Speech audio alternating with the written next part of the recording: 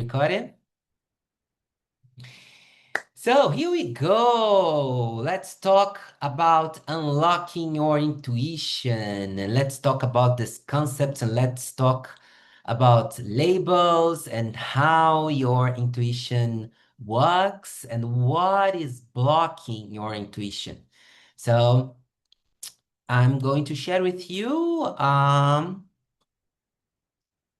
something that I have here that I prepared for this workshop. So here we go. I'm going to enlarge it, but is everyone seeing it? Is everyone good? So let's go. By the way, Maram is my translator, and she translated this material into Arabic language. So I'm going to send to you, Sultana, and to you, May. Of course, if you prefer in English, I can send in English, or I can send both.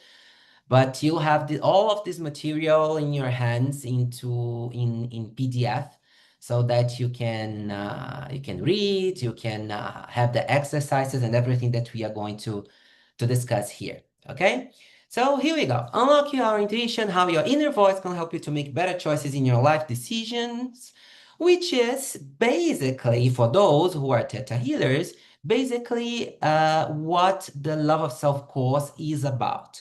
But let's move forward.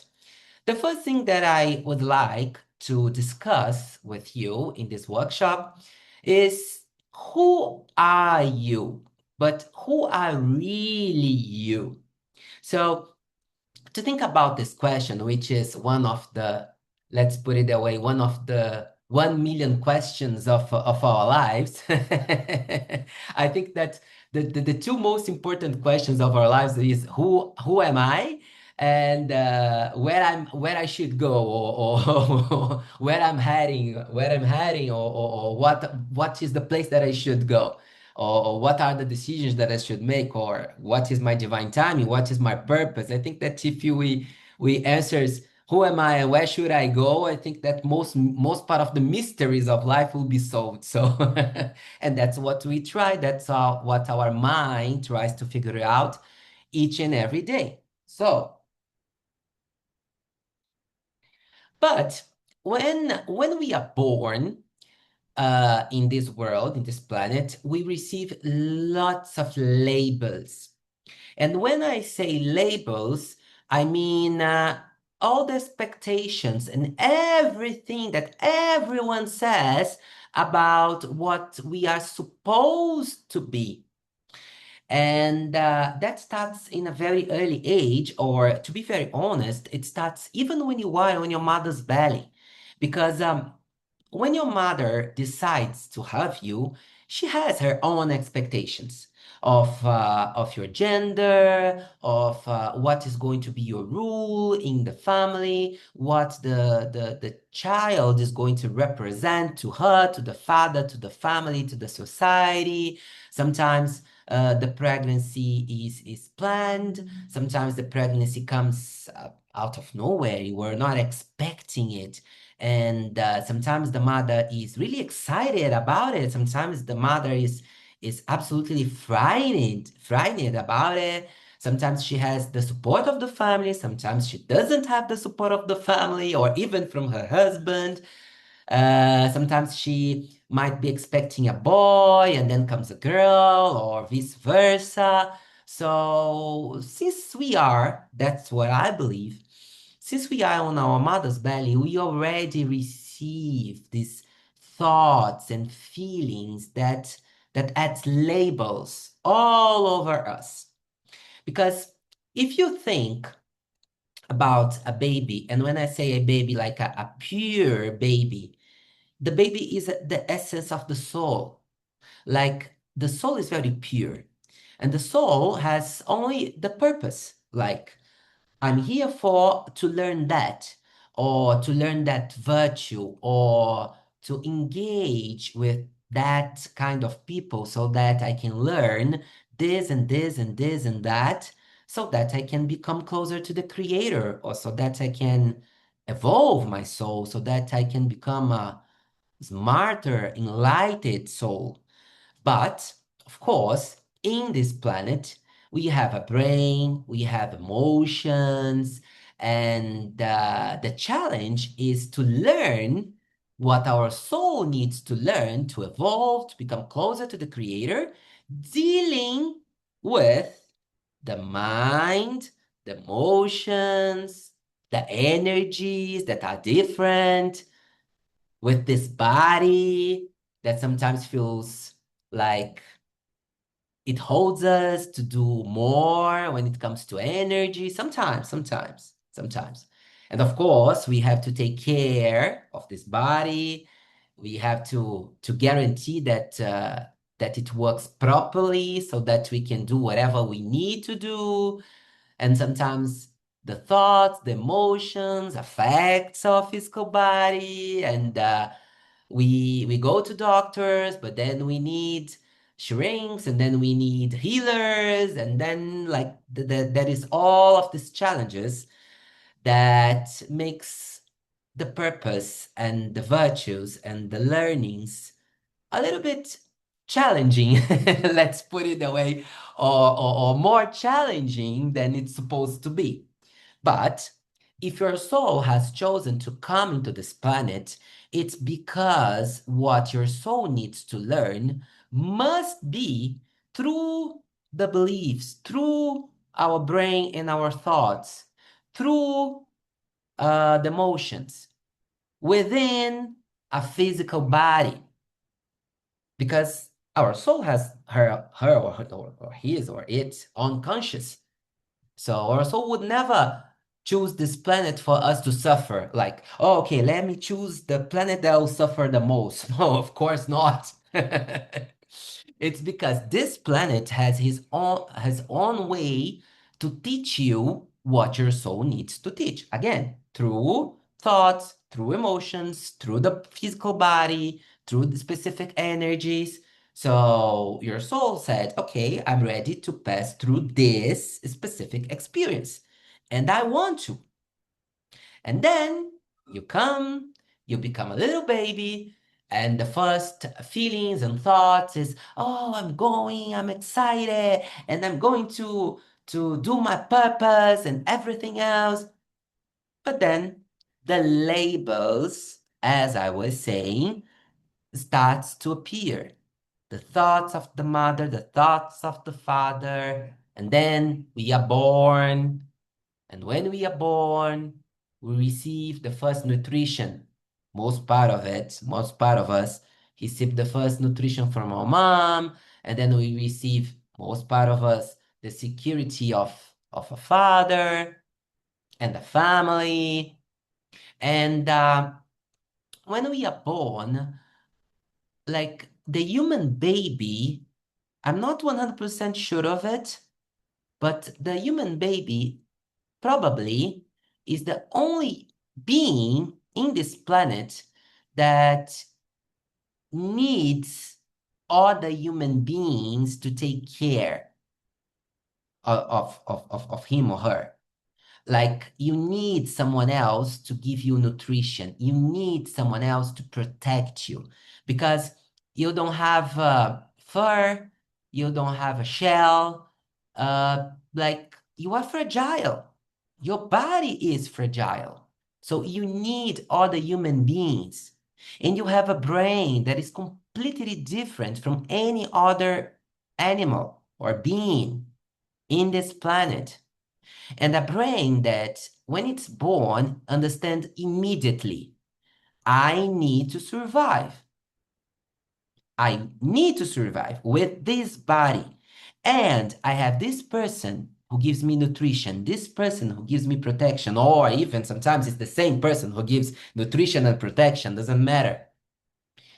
So I need to bond with that person. I need to connect with that person. That's what your unconscious mind starts to, that's how your unconscious mind starts to operate. I need to connect with that person. I need, because otherwise I'm going to die. Unconsciously, of course. A baby doesn't have rational thoughts. I'm talking about how the brain works. And because of that, did you notice that babies and children in general, they are watchers, like they see everything, they feel everything, they want to touch everything, they want to put everything on their mouths. Yes, because they want to feel this planet and they want to understand how that people that are around them, taking care of them, how they they they how they work, what they do, what they want, because this little baby needs unconsciously to be loved, accepted by this group of people. Must be.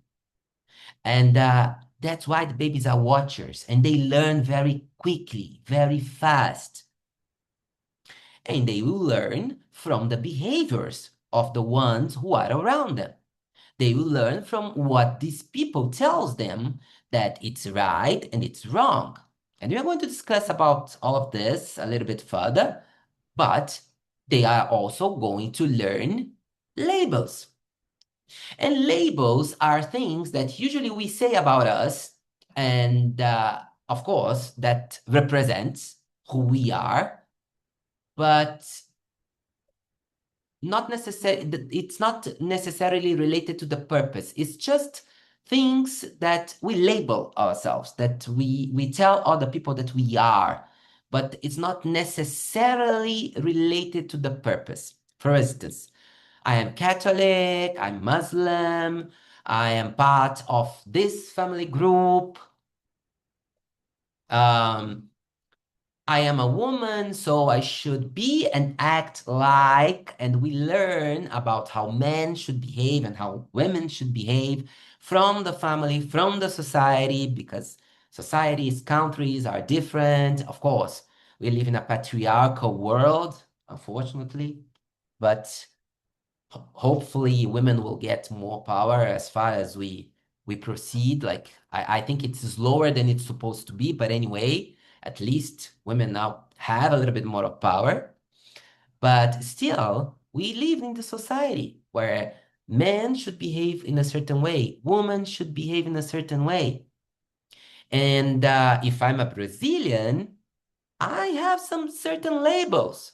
Brazilian people usually are seen as more open-minded, more sexual, um, more open to religions, more spirituals. Completely different from people who live in Saudi or in the Kuwait. Completely different.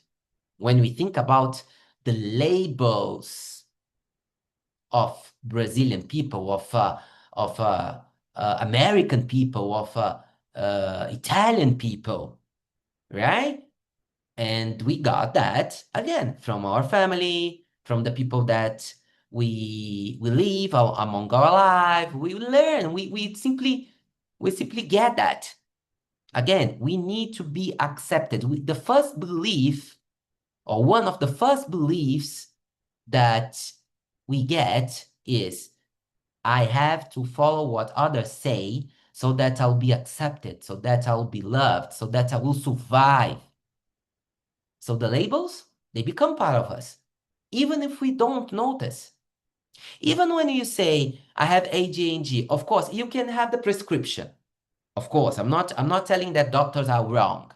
But did you notice that become nowadays, especially, that becomes a label? Like sometimes people never ever gone to a doctor to see if they really, really, really, really have the ADHD, and they simply say, "Oh, it's because I have ADHD," to justify some sort of behavior, some sort of behavior that is not accepted. Like, I am distracted because I have ADHD. Oh, that's because I forgot something because I have ADHD. Or, oh, I cannot leave my house because I have depression. But they never got diagnosis, official diagnosis about it. Oh, it's because I'm very anxious, but they never went to a shrink to see if they really have the anxious disorder. We use that as labels to justify some sort of behaviors and even to be accepted.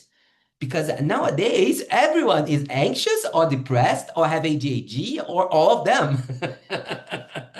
Or all of them at the same time. It's almost like you need to have one of them to be accepted. So when I say I have ADHD could be a label, is in that sense that I'm saying.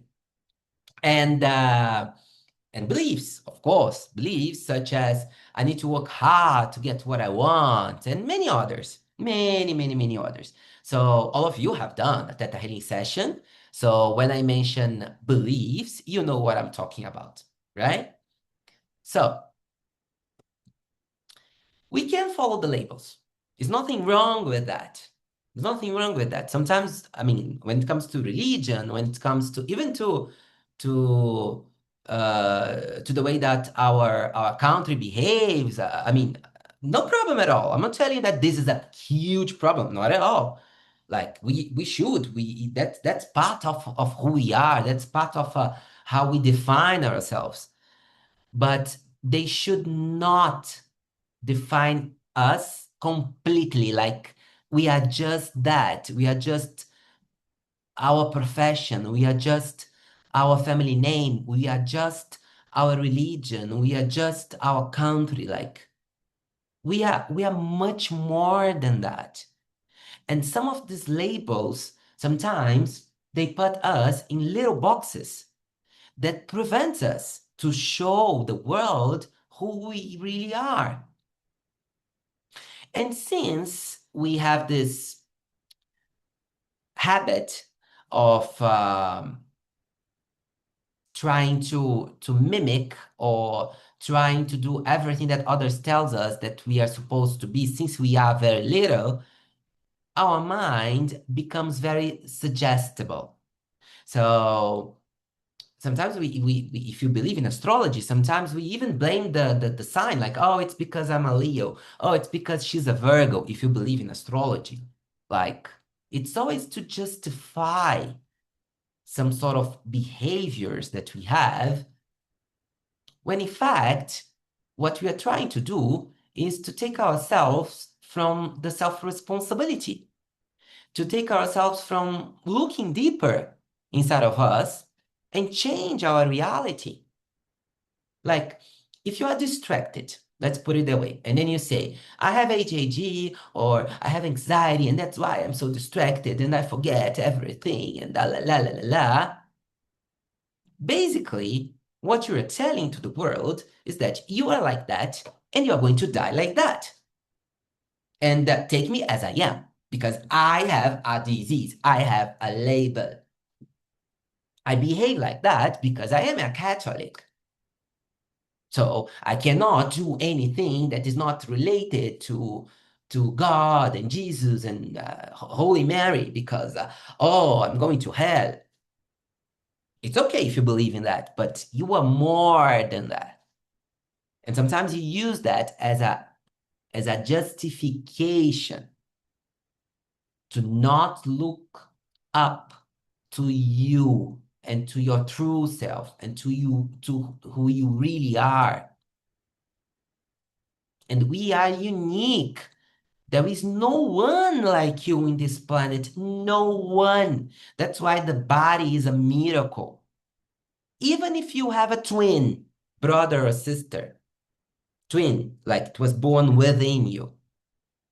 I've known along my career and along my life so many twin brothers or sisters that despite the fact that they are physically identical, they have completely different personalities, completely different beliefs.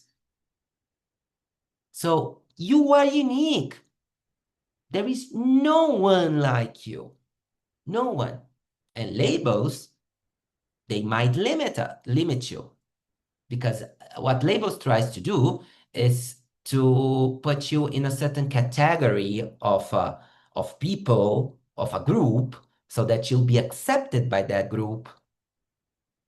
And if you think about the main thought, so that you're going to survive.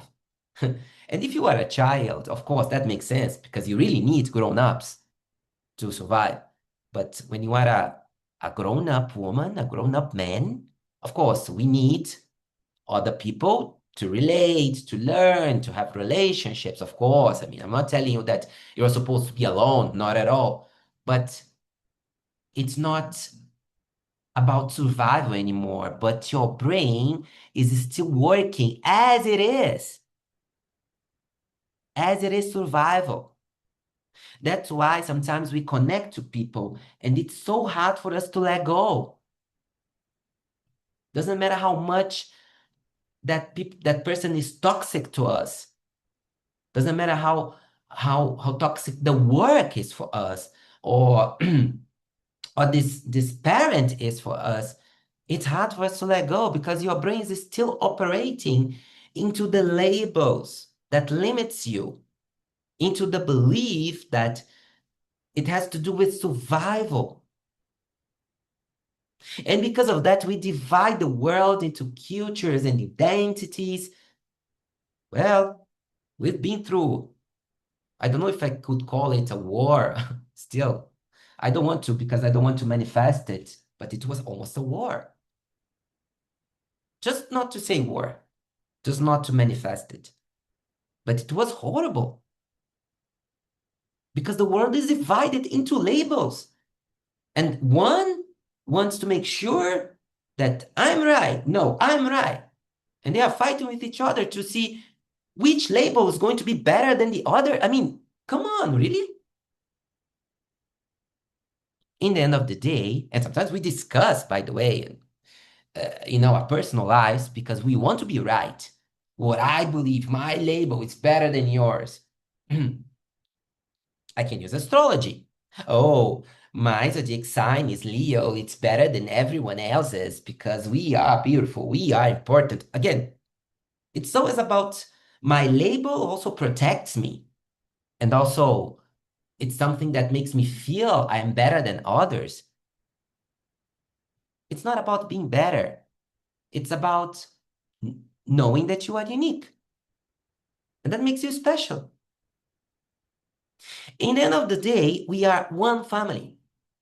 And we come from the same creator, from the same God. We are great and we are miracles.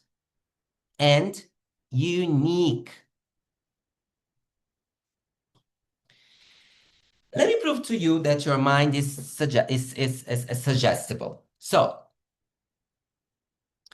between these two triangles, one of them has different size from the other. Yes, one of them is different. One of them is bigger than the other. One is red, one is blue, and one is bigger than the other. So please write down in the chat for me, which one is bigger, the red or the blue? Please. Write in the chat for me. Which one is bigger?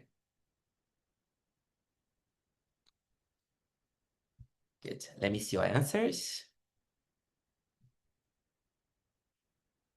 Maran said similar. Sultana said blue. Good. And May? 1 second, I'm just I'm gonna go from You can say it. You can say my it. phone. You can No, say no, it. no, blue. But I feel I don't know how to say it.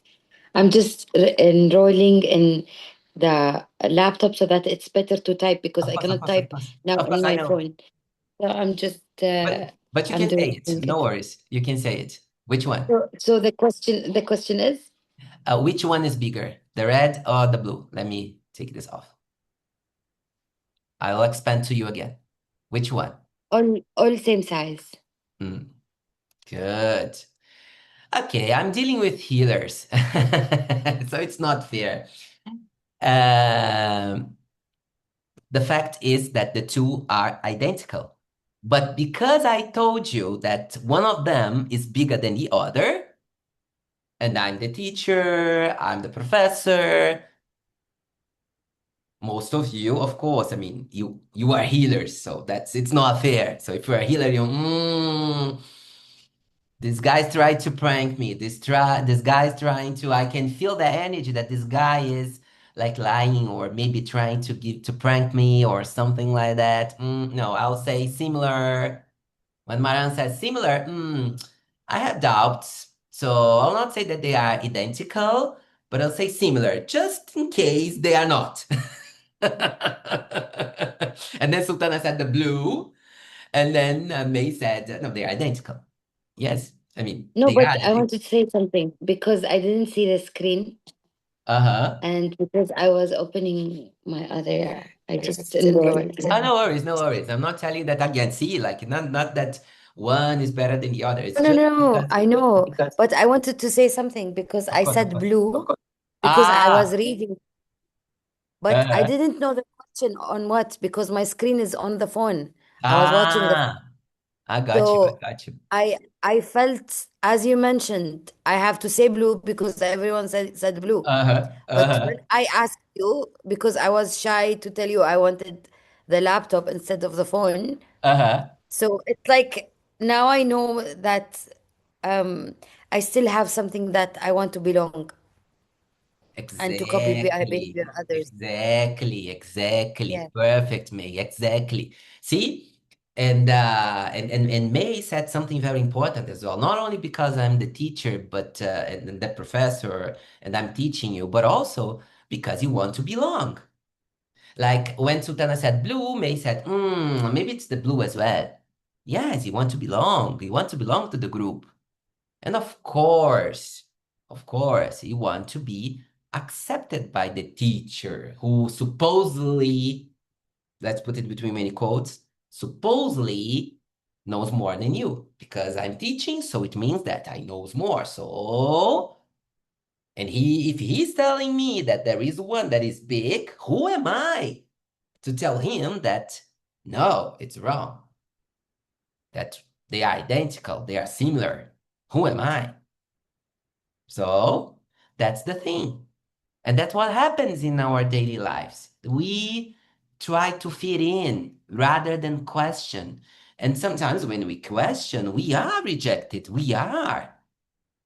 People judge us when we say something that is completely different, even if our intuition tells us that that's not right. We do not question, we do not come out of our boxes. And you should not blame yourself because of that, because you were taught since you were very little that you should accept what is said to you so that you'll be part of the group. And that's the power of the labels. That's what labels may do to us. And again, in the end of the day, you are part of the creator. You were born into this world coming from a divine energy, so enlightened that it could create lie through. It's wrong here, but it's my fault. It can create light within. It can create anything, everywhere, anywhere. We don't know what came before Big Bang, although there are some theories, but anyway, it's just that force that creates, that blesses, that is unconditional love, and we come from this source. And we came here to learn from every experience, as I said in the beginning, to understand and navigate through emotions, through thoughts, through this body. And we have chosen to learn from that. So let's think about the labels that we have. And again, I'm not telling you that you should throw everything away because labels are part of us. But let's not allow the labels to define us. I'm like this, and that's it, and that's all. Let's talk a little bit about feelings and emotions. This is something that usually I like to discuss when I give Theta Healing courses or workshops that are related to Theta Healing, because sometimes we do not know how to identify our emotions and our feelings because no one ever taught us, ever said to us, what are emotions? I mean, On the other way around, people in our lives told us to repress the emotions. So if you were a child and you were scared of the monster in the closet, probably you heard, stop it, and turn off the light and go sleep. There is no monster. What if you were saying a weaver? What if you were saying you were seeing a bad spirit? That was not considered, right? Because come on, of that thing that does not exist.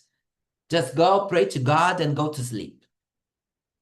And if you have a bad dreaming or a bad nightmare, it's redundant, but you had a nightmare, and then you go and say, Father, Mother, I had this bad dream, la la la la la. Okay, fine, good, good, good. Go do your chores. But I'm scared. I don't care. Go to school. Anger, if you're a child who does a tantrum, because you are angry, because you are not getting what you want and you can't stand it anymore, usually you are repressed. You receive a punishment.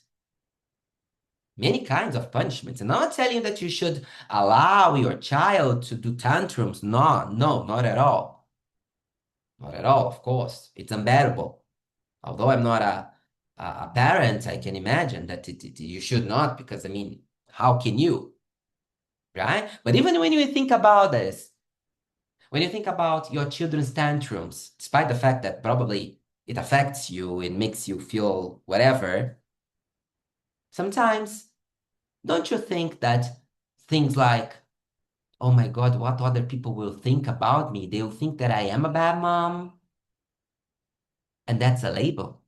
Because who said that a mom is supposed to keep the child always silent and behaving without tantrums, without crying, without... Who said that to you? Probably you were raised like that. That's why. That's why this intrusive thoughts or this belief come to your mind. And you try to suppress the anger of your child. There is the positive education, which I agree in parts. I do not agree 100%, because sometimes positive education gives, from my point of view, if you don't read it correctly, if you don't study it in a deeper level, it might be confused into allow your children to do whatever he or she wants. Like just let it be. And I think it's not about that. I think it's about allowing the child to feel, teaching the child about this feeling, what it serves for, and then, of course, educate. Educate. Education is different from repression, is different from punishment. That's what I believe that positive education is for. Again, although some people are getting things a little bit confusing when it comes to that, and that makes us having to deal with children and grown-ups that think that they can do whatever they want and they become entitled. But anyway, that's another discussion that I don't want to bring here because it's a long discussion. And I'm not even a parent, so who am I to talk about this? Although I really want to work with children, but if I work with children, I'll teach them how to do more and to express more anger and more sadness, so and more fear, and do not allow grown-ups to tell them that they should not supposed to feel that. So maybe parents will not like me that much. But anger also is something that our parents tells us not to feel. They punishes us.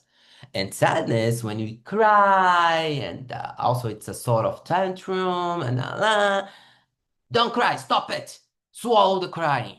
Or if you are a man is not supposed to cry, right? What everyone wants, it's only joy. We have to be happy people all the time. Really? Really. And that's where it comes the toxic positivity. Oh, everything's going to be all right. No, dear. You are living in a planet where things sometimes go wrong. So don't use that as an excuse to not look into your beliefs, to not take responsibility out of it. Of course, you have to think positive, but if that is preventing you from taking action, you are doing the other way around. You're not doing what you are supposed to do. So fear usually aims to protect us from danger. It arises when we find ourselves facing something that represents a threat to our lives. That's when fear appears. And usually fear is related to rejection. Usually, okay? And I'm adding that from my experience because we feel like if you tell people what we are scared about, people will reject us. Like if I tell someone that I'm scared of ghosts, people tell me that I'm crazy, that I'm not supposed even to believe in ghosts, for instance. Or if I tell people that I'm scared of, let me think about something else, of cockroaches, they'll tell me, since I am a man, that I'm a pussy, that I'm not supposed to be scared of cockroaches. Yeah, they doesn't know that also when I was a child, I woke up with a cockroach in my mouth. So that's why they don't know my trauma. That's why, of course, now I worked on my beliefs and I can deal with cockroaches, but I'm giving you an example just for you to know. But there are stuff that we are scared about that we don't say it. Let's go deeper about fears. For instance, I am in a relationship. You know, each and every time that you go out and I send you a message and you take more than 24 hours to answer me, I got scared that you might leave. Now it's deeper, right? Now it's better than a ghost or a cockroach. And we don't even talk about small things such as ghosts or cockroaches or anything that we are scared about because you always have to be brave. If we were raised like that, it's even worse. How can we talk about other things that we are scared about to people? How? Because we are afraid to be rejected. Because usually when we were a child and we said something about fear, we were rejected. Or we felt that we are going to be rejected. And because of that, we want to always think ahead because we are trying to prevent the rejection. And sometimes it can become anxiety. Wow. And anger. Do you know that anger is part of our creative process? When we have an idea, I want to put that out into the world. And the energy that moves you towards making it become true, it's anger. It's anger. Because you want to make it become true. It's like the warrior energy that you have within you. Because to make that idea become true, doesn't matter if it's a job, if it's a project, if it's a relationship, if it's anything. You have to get to have this energy because probably you will face challenges and you have to tell yourself, I'll give you the hands up, mate. Just 1 minute, okay? Just for me to not lose the Sorry, I'm thought. sorry, I didn't. No, no, no, no worries, no worries. I'll if you want, if you want, you can write in chat if you are already in your computer. You can write in chat, and I'll certainly answer it. Okay. So anger is part of your creativity process. It's what makes you move and do stuff. I'm not telling you that you should do that to prove something to someone. No, no, no, that's not the thing. I'm saying that whenever you have an idea and you want to make it become true, what makes you move is anger. Which means that sometimes we do not make our ideas become true because we hold our anger. we are thinking about the judgment of other people, or sometimes we are with people that do not allows us to do what we want to do. They forbid us. And that becomes resentment. If you try something out and it doesn't work, it doesn't mean that you're not supposed to do. Sometimes, yes, but most part of the times doesn't mean that you're not supposed to do. Sometimes just mean that you should try again and do it better. Or reframe it, or try it in another way. Or change your beliefs and see why it's not working. Or see if it's the divine timing for you to be doing that. But then you become angry, you become resented. You become resented to everyone that somehow made your plans fail. And you point out to people like and and you make anger a problem. Anger becomes resentment, and resentment is what fulfills our brain. Fulfills not the right word. It gets in our brain in a way that if it becomes bitterness, and I'm going to talk about bitterness later, it doesn't allow us to fulfill our purpose because we are stuck into others' energy. Whenever we are resented or we have bitterness towards someone, we are giving our energy to this person. And that holds us back to do what we are supposed to do. So when we work on forgiving, it's about not about allowing the other to hurt you more. It's not to allow toxic people to do whatever they want with you. It's about taking your energy back and to tell this person that might be responsible for your anger that I will not allow you to do that anymore, and I will do whatever I want because I know what is right. And I'm going to do it. I'm going to do it anyway. And even if it does not work out, I'm going to do it better, not to prove to you, but because I believe in my intuition. Sadness. Sadness manifests when we are hurt or wounded and we need to withdraw or to stop, to heal. So sadness is like, okay, take a break, hold up, put yourself together, take some time off, heal. And wounds, in that case, they can be physical or emotional, but in that case, they're emotional. And if they are physical, you know how it goes. Like if you hurt yourself, you have to put a bandage or you have to go to the doctor and take stitches. It's the same thing with emotional wounds. You have to take some time for them to heal. And again, we are not supposed to cry in front of people. We're not supposed to show sadness. This is one of the biggest weaknesses when it comes to society. This is one of the biggest weaknesses to show sadness among others. Like you feel like people are going to have pity over you, or they are going to judge you because you are weak, because you are showing sadness. And sadness, because of that, makes us feel guilty, makes us regret, oh, why I took that decision, why I didn't take this decision, oh, I was supposed to do that, oh.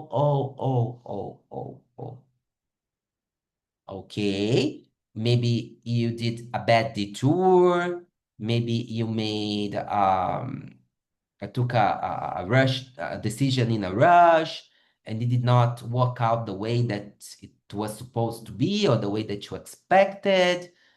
Okay, you learn from it. You learn from it. There are something for you to learn, even if it's like, I'm not going to do that anymore, any longer. It is enough. I'm not going to repeat that. I'm not going to do like this again. Okay. And you became better. You became better through your experience. So why you are holding up into guilt? Why you are holding up into regret? Because if you keep holding up into guilt and regret, that can become depression. Depression. And joy? Everyone wants to feel joy. Everyone wants to relate better to others. And yes, when we have joy, we become more productive. But I've just shown you that fear, anger, and sadness, I mean, we have these four main emotions, right? There are others, there are some studies that says that we have also disgust and you can look for Inside Out from Disney, the movie. So there are some studies that said that we have other feelings, other emotions rather than these four. But let's make it simpler, okay? So fear, anger, and sadness and joy are the main emotions. Other feelings comes from them. Like the other feelings that we have, they come from these four emotions, mainly from these four emotions. And because we are pressured, and this is another label, we are pressured to always feel joy, to always show happiness. Instagram is there to prove us that that is true. Everyone is joyful in Instagram. Everyone is happy in Instagram. Everyone. Even the ones who cries, they are doing that to call up for attention or to sell something. Unfortunately. But everyone is happy. And you are supposed to. And that sometimes because you can't, you are not allowed to have fear, you're not allowed to have anger, you're not allowed to have sadness.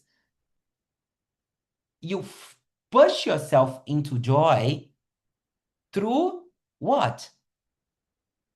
I want to have this and this and this and this, and then you make having things a purpose. And you go shopping, and you go drinking, and you take drugs, and you go partying, and you eat candies, and you just want to feel joy. Sometimes even jump from a romantic relationship to another romantic relationship and to another one and to another one. It's just because there is this pressure and this label that you always have to be joyful. And of course, that can become an addiction. See, even joy has the shadow side of it, especially if we think that we are supposed always to be joyful, always, always to be positive. Come on. No. Look, you have other emotions and it's part of your body, and your soul has chosen to live experiences and learn in a world where there are emotions. So why you are suppressing the others? Just because someone told you that you should always be joyful and you are hiding the others and holding, which is even worse. So just for you to know, and I want to be very quick into that because this is a concept that maybe is a little bit deeper for the ones who are Theta healers. Maybe it will teach you a little bit more about beliefs. But in general, even if you are not a Theta healer, I think that will open your mind a little bit more about labels and beliefs. Okay, just for you to know, this is a concept that comes from two American shrinks, and I think it's really amazing when it comes to understand more about the brain and about labels and about behaviors. So I'll introduce it very quickly to you, and let's see if it opens your mind a little bit more about that. So, as I said in the beginning of this workshop, we are born in our center. We are connected to our essence. We are governed by spontaneity, authenticity, and truth. So I've told you that even in our mother's belly, we already learn and feel some stuff that comes from the mom and even from the father. And of course, if you think about Theta healing, you have ancestors' beliefs, historical beliefs, of course, that you get from your mom's DNA. But still, when you are a child, you just cry and scream and laugh and wants to touch everything and wants to put everything on your mouth. You are free. You are authentical. You say whatever you want. And if you like someone, you express it openly. If you don't like, you express it openly without restraints, especially in the first years, especially in the first years, in the first 7 years where your brain is still have this neuroplasticity, it's learning and you are watching everything. You still express your authenticity, your spontaneity. You are mainly, or at least you try to be mainly your true self. But then, remember that I told you that we need to survive, and then we watch, and then we try to learn so that we can be accepted on that group. So, this group that we are born tells us this is right, this is wrong, this is beautiful, this is ugly, you can't, this is acceptable, this is unacceptable. And that starts to shape our brain. And when someone tells us that this is wrong, this is right, this is beautiful, this is ugly, this is unacceptable, this is acceptable, that causes us fear, sadness, anger. And then we cry, and then we scream, and then we run to hide.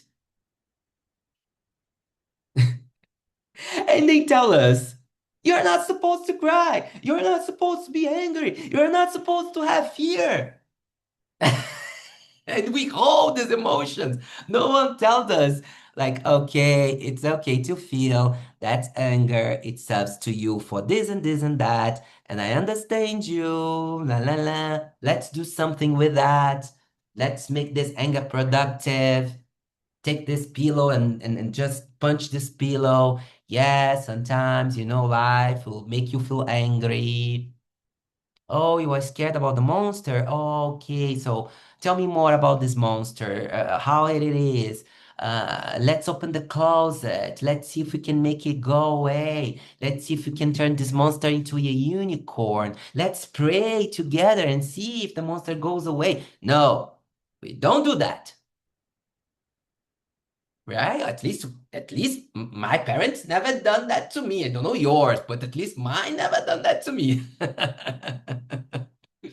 And sadness, we cry because we cannot, like, we feel like we failed in something, or we want something that, I mean, no, we are just crying because someone makes us feel rejected or something like that, instead of just communicating, oh, I know, I'm really sorry that you're feeling like that. Yes, you can cry, you can feel it. Sometimes lives will bring you that kind of feelings, but you are stronger than that. And that's already a belief, but anyway.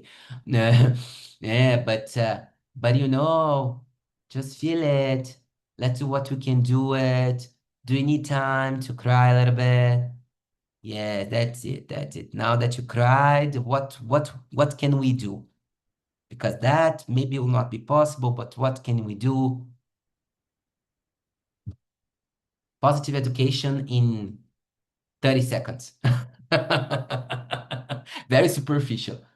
But yes, we are not taught about fear, sadness, and anger at all. And the emotions appear. And we are told to push them away. Push these feelings away. They doesn't mean anything. You are not supposed to feel them. Just accept what I am pushing into you and don't cry, don't fear, don't be angry, right? Just push them away. And that creates, look, another layer around us. A layer of protection. A strong layer of protection around us. And each and every time, and the beliefs, of course, they are on this layer of protection. And that's called the pain body. It's a place where you store in your brain these uncomfortable and aversive feelings that you are not supposed to feel. And then lives come through and you become a grown-up and you have fear and you have to shut it up. You are shameful and you have to shut it up. You are rejected. You are abandoned. You are betrayed. You are despised. You feel inferior. You feel disapproval. That's the result. That's the result of the pain body. And again, whenever we feel like that, we try to push them away. These are the feelings. These are the emotions. And the subproducts of the emotions are these feelings. And I'm giving some examples here, okay? There are much more than this, but I'm giving some examples here. And again, we try to push them away because we are not supposed to feel like that. We're not supposed to feel like that. We don't even know how to name them. And that creates a protection layer, another layer over the pain body. See, like you just need to protect yourself. And the label is what is within the protection layer, because you should behave in a certain way so that you're not going to be scared or shameful or rejected or abandoned or betrayed or despised or be inferior or be disapproved. Because if you behave the way that you are supposed to, you will not feel that. Not even that. You just push them away. See? Protection layer. And do you think that you can live like that? Of course not. Of course not. You can't. You can't live like that. So, what we do to not feel this, not enter into the protection layer, and do not enter into the pain body, what do? We try to react. Like, we point out to others and we react. It's your fault. It's you. It's blah, blah, blah. We react. We try to control, we become controllers of everything. We try to put everything in an Excel sheet, like we can control everything. Or we develop like a let it be feeling, like, oh, okay, whatever, that's like that, whatever. Or we start to create and develop expectations, and we live through expectations, which is not healthy as well. Or we become entitled. I am better than you. And we develop this behavior of entitlement, like what I want is much more important than you. Of course, again, because you don't want to look up for yourself. You don't want to feel anything because that hurts. You don't want to leave again the pressure. And sometimes you develop vices. I've already told you, shopping, drugs, drinks, etc. Sex, relationships, food, vices. Yes, because I mean, if you have to protect yourself, let's feel some happiness through something, through something, even if it's a chocolate at least. And magical thought. Magical thought, it's like oh, I know that everything will be all right in the end. You are just hoping for something to get better one day so that you'll feel better about yourself. Got it? So see, and that's how we live, unfortunately. This is a new strategy. And what we are supposed to do to change our lives is to do the opposite movement. Whenever you feel like you are too reactive, you are trying to control too much, you are just letting be too much, you are creating expectations over and over, you understand, and that's the hardest one from my point of view. Sometimes it's hard for us to admit that we are being entitled over something. So for me, it's the hardest one. But anyway, you realize that you have become too entitled, or you realize this is hard as well. Like you have a vice, or you realize that you are too much magical thoughts and imaginative over. Like, by the way, magical thought also is related to intrusive thoughts, okay? For those who are aware of this concept, intrusive thoughts are the ones that you are doing anything and then a little voice tells you stuff like, why don't you go to that person and scream to that person? Just say, ah, to that person. Or why don't you eat that leaf? Like intrusive thoughts, just for you to know. It's related also to magical thoughts because your mind tries to create something for you not to think about the pain, okay? Just for you to know. And um, when we notice all of this and we find theta healing, or we understand that our lives and our decisions and the things that are happening around us that is causing us pain has something to do with ourselves, that we have responsibility into that, into creating, deciding, and manifesting the life that we want. When we got that through a trauma, through an experience, through a breakup, through a for some people there is this moment when you say, I can't stand it anymore and I have to look for help. I have to look for something to make it become reasonable. Because it's not possible that it's always about suffering, and yes, it's not. That's when you start to break the protection layer and go deep into the pain body and look for your beliefs and release your beliefs to go back to your center. The center that do not have any sort of labels, where the truth resides. That's when you face the anger, the fear, the sadness, the rejection, the guilt, the resentment that comes within and starts to become closer and deeper the center of who you really are. Good. So I want you to do an exercise right now. So just let me take this off. And then also for us to come out from theory, because it's too much theory. Let me see what May told us. Anger helped me flush every force I have with art and dancing and singing, and be passionate with music, art instead of food, or heartbreak or drama. Exactly. See, that's how we put anger into production. Perfect. Yes, yes, yes, definitely, definitely, definitely. That's how you use something that is supposed to be bad and turn it into something good. Definitely. So Yes, let's do a yes, I you just wanted to add something. yes, sure. I before I was feeling that being angry or sad something make me less enlightenment or less better person. So I used to put it inside of my body, like I don't want to be angry.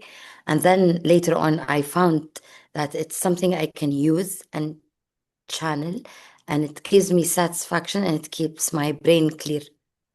Perfect. Exactly. Exactly. Exactly. And you had to work on your beliefs for that, right? Yes, but what I notice is putting action is like Mhm. my body is not like belly dancing. It doesn't know anything, but I put myself there and I said, I'm not silly. I just want to learn. And then I found pushing myself beyond my brain.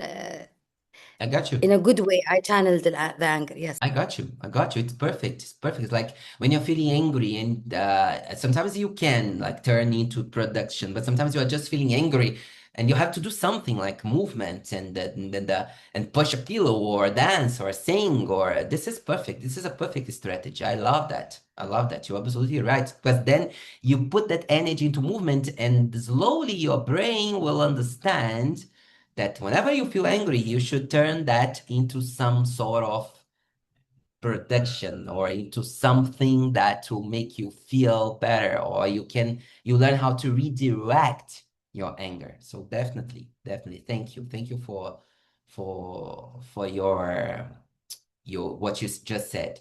So let's do an exercise. I want you to write down in a list very quickly. I'll give you 5 minutes for that. Write down a list. Whatever comes to your mind, write down on your list, who do you think you are? Okay, I presented you labels, but even if there are labels and you are conscious about the labels, just write down on a piece of paper who you think, like if someone comes to you and say, okay, describe to me very quickly who you are. Just put it on paper. Okay, don't hold the thoughts, don't try to rationalize it too much. Just write it down. Okay, I'll give you 5 minutes, six minutes for that. We are going to go back at 7:20, and then we are going to do another exercise, okay? Just to understand the power of labels, okay? So until 7:20, do it, write down, and then I'll come back. And if you need to pee or something like that, or go to the bathroom, take something to eat, now's the time as well. So see you in 6 minutes.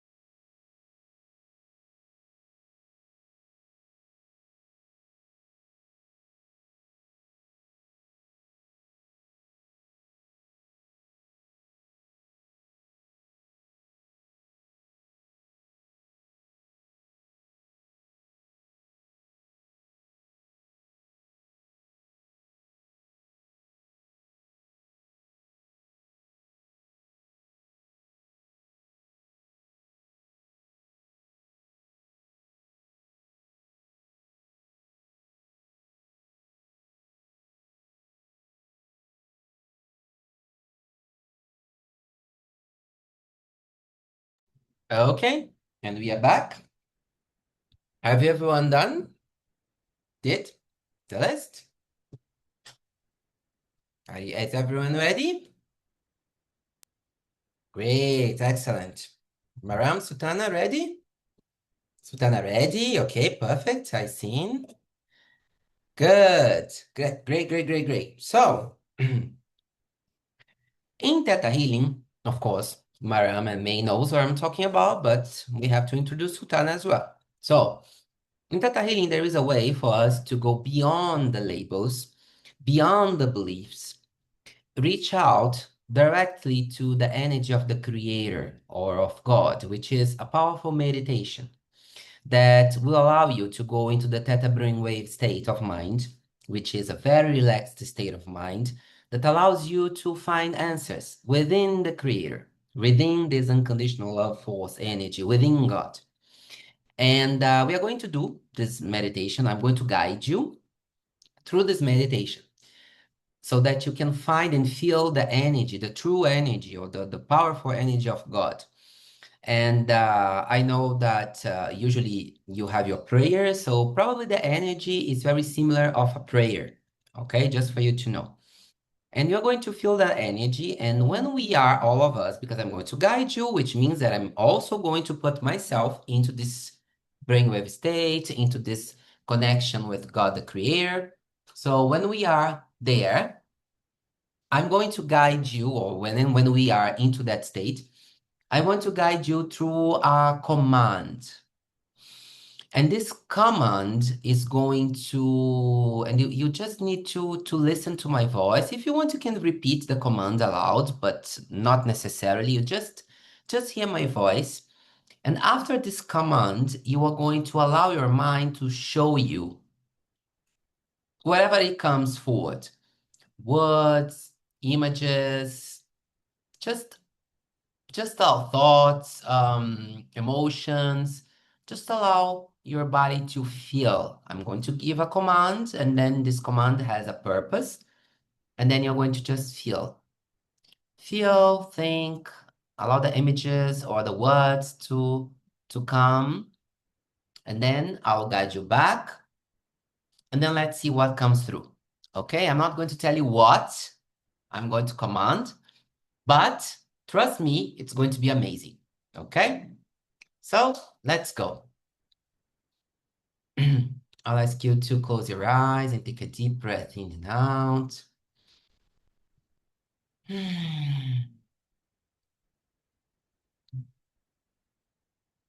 Take a deep breath in and out through your nose.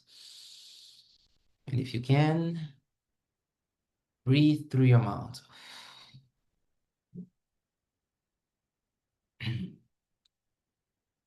If you pull the air through your nose quicker than you expel through your mouth, you're going to drop your blood pressure and you're going to feel relaxed. So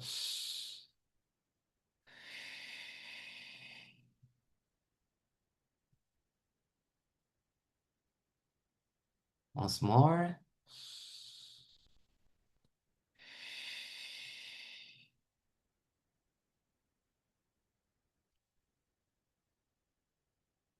So now that you are relaxed, you're going to imagine that there are roots coming out from the soil of your feet, and that roots go deeper into the ground, going deeper and deeper and deeper into Mother Earth until you find out the core of the earth. And then you take the energy from the core of the earth and you bring it back through your roots until you reach out to your feet, to your legs, through your waist, going up through your stomach, through your chest, through your throat, neck, and the face. And this energy starts to relax you. and it goes up above your head and becomes a ball of light. And then you're going to put yourself into that ball of light. And that ball of light is going to take you further up to the skies, up to the universe, to the stars, until you reach out for layers and layers of light, a golden light, then a thick jelly substance that will lead you to a iridescent light, a very bright, bright, bright light that will surround you and surround your whole body. And you're going to become one with this white, iridescent light. This is the light of God, the Creator. A pure form of unconditional love. That place you feel safe, and you know that you can change and shift everything. That you can make what you want, your reality, your purpose to become true. Because that's where you came from. Now you are fully connected with God.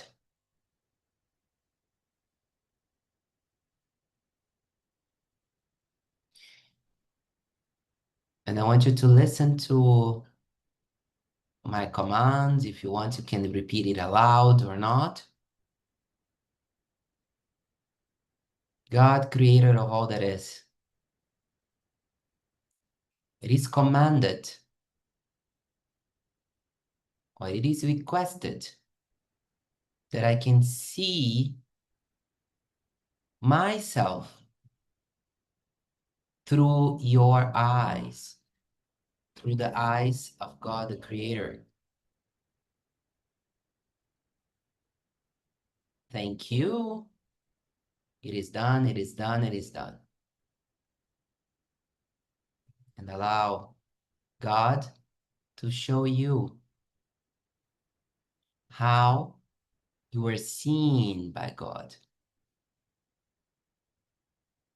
beyond the layers, labels, and layers. Just your true essence. Just see it and feel it.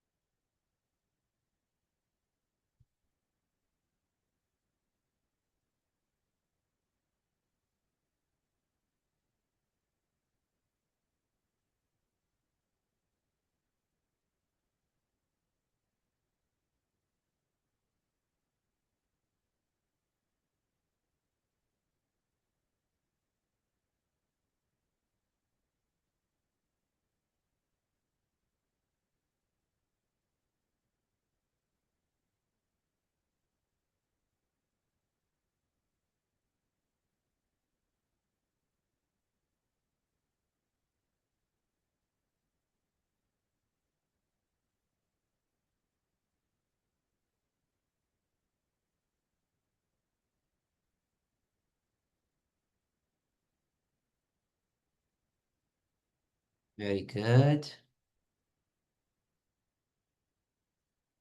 Now that you've seen, imagined, felt, heard your true essence,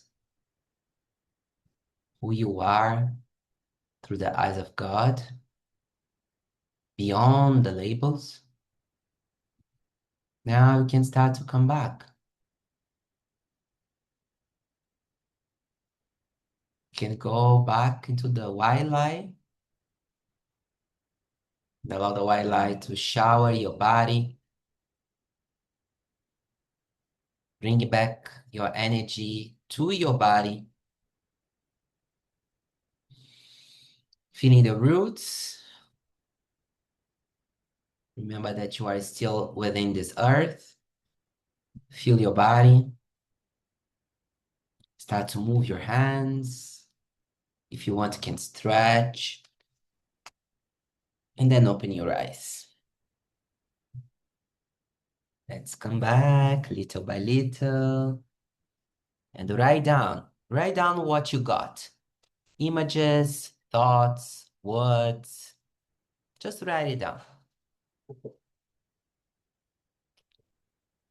Let's see how different or how similar, who knows, it was from the first list that you did.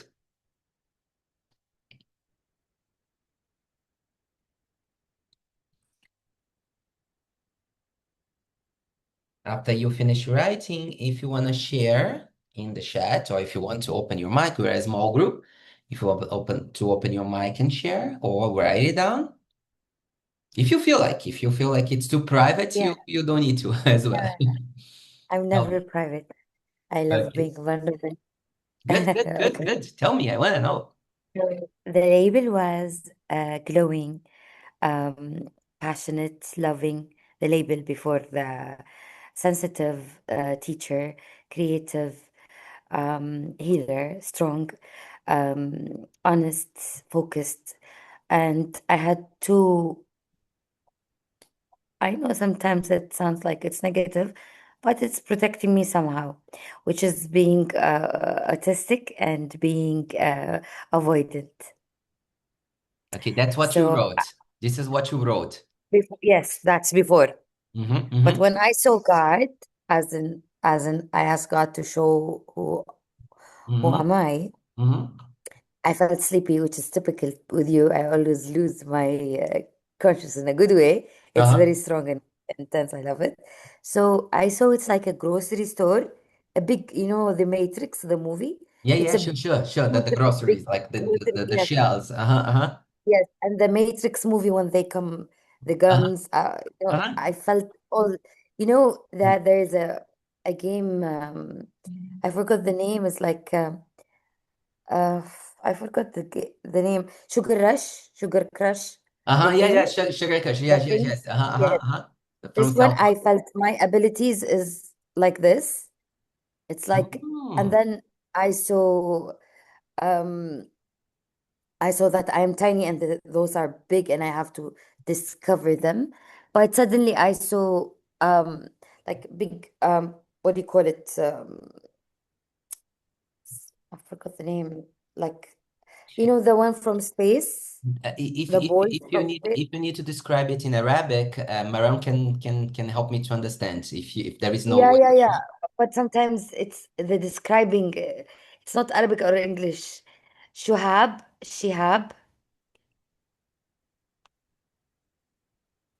It's she means it's like the shooting stars. Ah, okay, Yes. got it. Uh-huh. I couldn't hear you all with the Arabic. Okay, so I saw the things they come in, like three or four. Shooting It's stars. like yes, but it was damaging. It's not something good. But Uh-huh. I know it's not high enough. But I noticed that I have a belief that is, if you are great with God, people will attack you. And then Oh, wow. I put it away because I know this is not highest vibration. Uh-huh, And then uh-huh. I saw like God is like, it's like doing a cake. He chose the better ingredients for me, and Nice. he Interesting. did that. It's like a baking, Mm-hmm, and mm-hmm. then the intense ingredients, put them on a side, as in Uh-huh. for the special people, and the other people are good. Yani they can have the good whatever flour, but I felt that I am a very special person from those special ingredients, that it's separated from the big one. Usually, let's say he takes little part of the special ones and give it to humans. And I felt because I'm intense, I'm part of this original, let's say, recipe of intense Uh-huh. ingredients. Uh-huh. So Uh-huh. I loved it. I loved it because Nice. my mind always gave me cartoons. or something. I love I felt it. special. Thank you. I felt special. Thank you. It's beautiful as Oh, that's usual. so nice. That's so nice. Now, if you remember, write down these special ingredients because that's about what's behind the labels. You know, that's what you are supposed to develop, maybe. I mean, just giving you a tip. So write down, maybe it's something that you need to work on so that you can show that's part of your true self, the special ingredients who makes you this different cake. So I love it. Amazing, amazing, perfect. Thank you. Thank you for sharing. So, does anyone else want to share? Maram, Sultana? You don't need to if you don't want to, but do you want to? It's up to you. If you don't, no, I don't feel like it. It's okay. We will proceed. I noticed when we did the first one, like how do you define yourself? Hmm. I was defining myself. I mean, as much as I try not to, but I was defining myself of based on my success and like the things that I've accomplished in life, because I'm known, and it's not from me. I don't see myself like this only, but because this is how I'm known or how people will describe me. But in the meditation, it was like more of just step out of all the roles and the labels. And I mean, it wasn't it was very simplistic yet powerful, just shedding all these layers of that I used to cover who I really am, like my sensitive, intuitive self. It was beautiful because it was as much as we did all of these things before and like, trying to identify yourself through the creator and all of these things. But this time it felt like, okay, I don't really need them. I don't need protection. I'm good just the way I am. I don't need to change anything. For the longest time, I mean, Tiago, we've been working together for years. So, for the longest time, I was always identifying myself with, oh, I have to overcome this and overcome that and do this and do that. But now it just felt like, you're okay. Do what you want to do because you want to do it, not because you want to overcome something or you want to change something. Ah, And it's like it brought me a lot of joy, which was like since the beginning of 2026 I was like focused on like more joy, not just like more accomplishments. And it's freeing. It's really freeing. So thank you. perfect. Perfect. Because sometimes we connect joy, as I said in the lecture, Yeah. sometimes we connect joy with what we do or our accomplishments. And in Oh fact, yes, I'm addicted to success. This is what ah, I noticed. I'm addicted to overcoming things. So I don't even take as much sessions and I don't work on as much beliefs as much as I'm changing the beliefs, yes, but I'm not giving myself time to see the change and actually do tangible steps to notice the change that I've been working on my beliefs and like on my just higher chakras continuously more than like, okay, just interesting. take, So yeah, take a accomplishments, step like I back. release, Yeah. so it's accomplishment. I got you. Yeah, I'm overcoming. I'm overcoming it.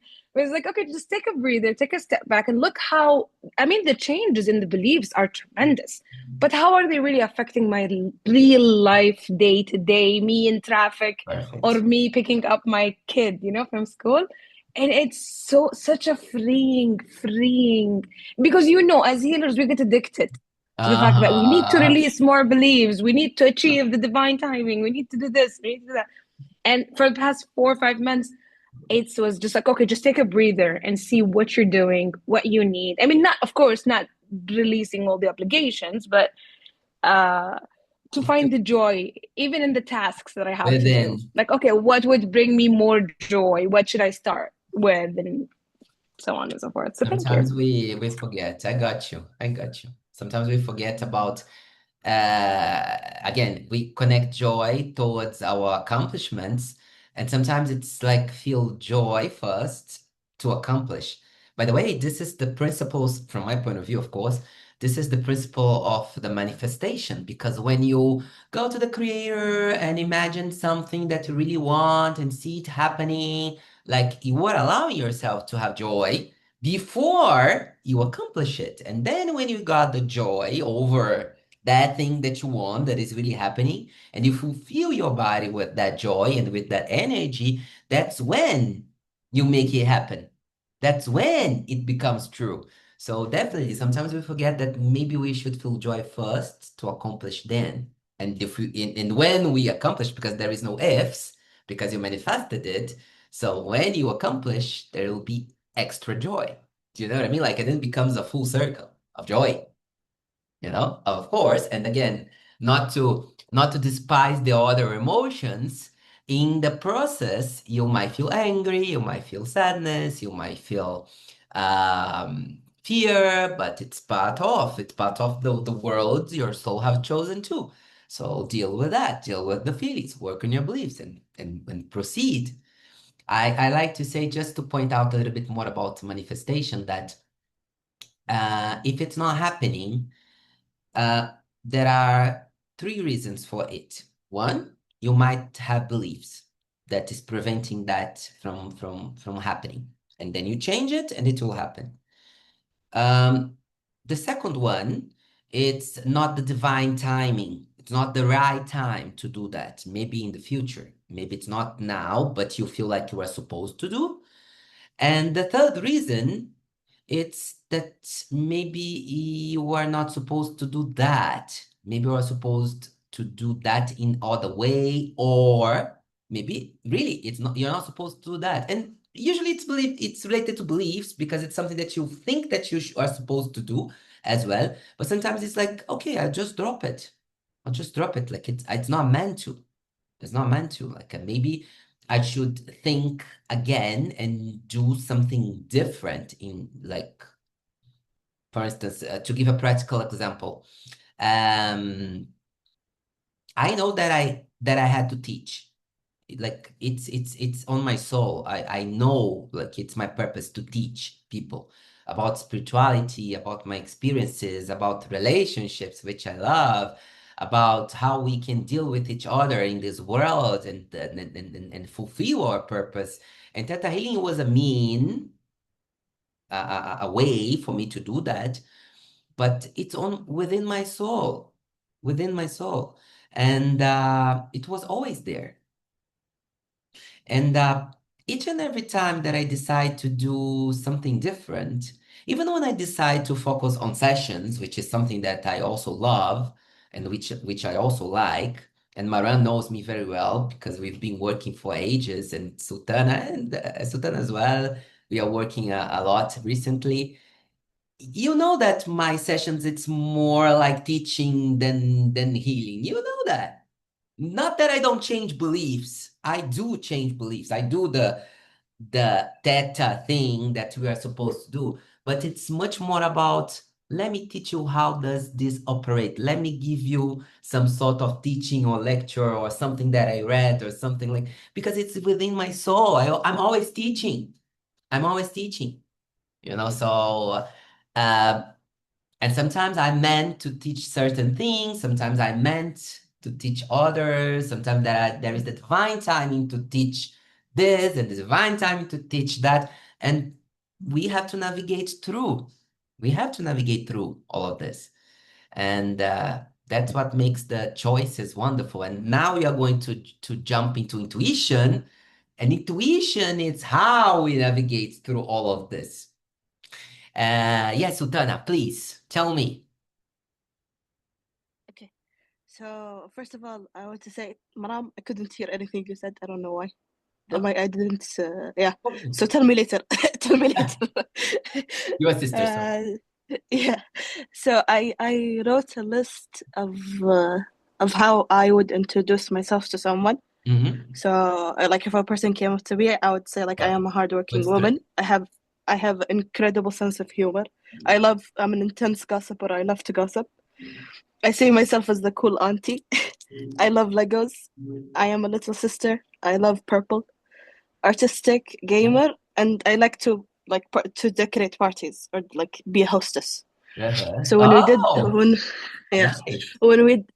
did the exercise, I was still in the ball of light, and like there was a baby that was handed to me. And the baby was feeding out of a bottle, and I am I didn't write this down. Like I noticed after, I'm very impatient.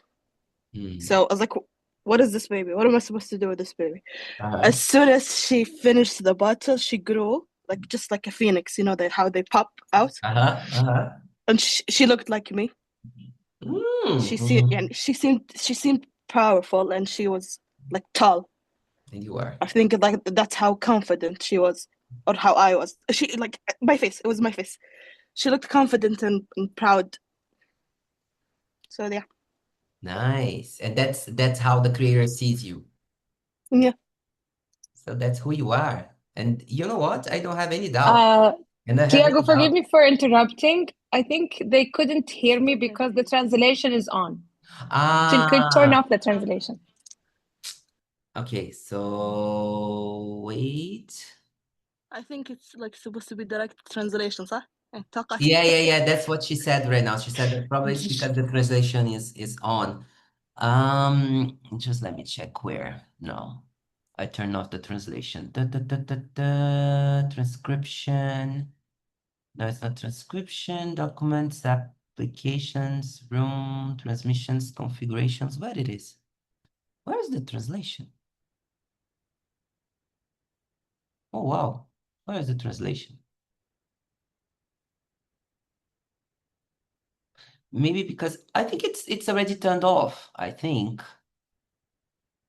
No, it's still on. So if they're not listening on the English channel, they cannot hear I found me. it. Okay. See if you can hear me. Here? Can you hear me? Yes, I can hear you. Everyone? Good. Say something, Maram, and see if Sultana can hear you. No. Come to Still. the... Yes. So maybe Maram, Yeah. maybe let me see if I can turn this off. Because I think that now that I turn it on, I think that I cannot turn it off. Here you go. Okay. You can. Okay, Yeah, okay. there's No, I yes. did it. Now it's okay. The translation was on, so it wasn't. Yeah, definitely. You Definitely. needed to be on a specific channel, yeah, to hear it. Yeah. So. Good. So Sultana can hear Maram now? Yes, I can. Okay, good. So I did it. Yay. I'll tell her later whatever I said. She's in the next room. We just didn't want to do it in the same room. Good. So let's move on. Let's move on with our workshop. So here we go. Let me share again. Just let me find where it is. I think I shut it off. No, I didn't. It's here. Okay. So here we go. Everyone is seeing the screen? Good. I'm going to pop it up. Good. So, who are you in the end? As a divine being, you can embrace and savor every feeling, learning to consciously choose your responses. Your subconscious processes these emotions and teaches you how to react. That's just a summary of what we just said. Like you saw yourself as the creator saw you, and that's your essence. That's who you really are. And maybe in your list, the first one that you wrote, there are many labels that are part of you as well. But later on, do a comparison and see if maybe some of your behaviors, some of your decisions are being led through the labels. Like maybe some of these labels are even preventing you to be who you are supposed to be, how the creator sees you. And this exercise that you've just learned, you can use it anytime. Anytime you feel like you have to access your true self again, to reconnect with your true self, like you are passing through a hard time, or you feel like you are somehow disconnected, you can just, breathe. Remember the roots, take yourself up to layers of light, golden light, thick jelly substance, and then you go to this bright light, and then there you request the creator to show who you really are, and remember your true essence beyond the labels. Remember that, yes, we are here to cultivate the virtues, to manifest our goals, and practice and develop our intuition, because the intuition is going to be the guide for us to manifest our goals, to develop virtues. Without our intuition, we are just choosing randomly. We are just allowing ourselves to navigate through our beliefs. We need our intuition to make it happen the way that it's supposed to be. And we are highly intuitive. It's our divine right. As newborns, for instance, as I already told here, we are connected to our full capacity. A newborn's aura, for instance, is white and linked directly to the higher self. Higher self is this part of your brain or this part of your soul that will always be there to remind you who you really are. So when I tell you that when you do this meditation and you go to the Creator and you ask the Creator to show you who you really are, in fact, you are accessing this part of your brain that is called higher self, where you have this information stored. It is there for you to access anytime you need. You can even sometimes talk with your higher self, which would be something similar to talk with the God, but it's like God is allowing you to talk with your higher self. You can even ask your higher self, what's my next step? What should be my next move? What should be my decision? What is the decision that is most connected to my true self? You can do that. Just go up to the Creator and ask or request the Creator to talk to your higher self. And allow the higher self to inspire you so that you can take the next move. And that's one of the ways to use your intuition. And when we are children, there is almost non-separation between what you see and hear. Or children can even see sound. Like there are some children that can see the sound moving. And as children, we absorb thoughts, as I told you in the beginning, early when you were still on the womb, shaping who you are capable of doing. I've already explained that in the beginning. And that's what holds our intuition. And of course, I've already explained that, but just for us to remind what I just told you, your parents can either help or hinder you by guiding you or by helping you to shut down your intuition. Like I gave already examples. Children cry out for love and help, and if your parents respond with love, you will thrive and remain psychic. However, if your mother told you that it wasn't possible to see your grandmother or there is no monster in the closet, she shut down your intuition so you could be normal. By the way, just for you to know, because I don't want to go deeper into that, this is a subject from the Love of Self course. The neurodivergencies that are out there, HAG, how do you say, compulsive, the obsessive compulsive thing of the brain, which I forgot the name. OCD. Yes, thank you, OCD. Thank you so much. OCD, autism, all these neurodivergencies that are become even more along the time, they are a result of everyone telling you how you are supposed to be. It's a result of you trying to hold your intuition.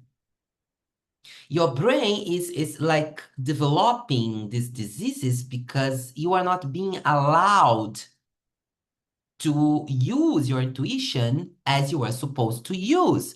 This is part of you.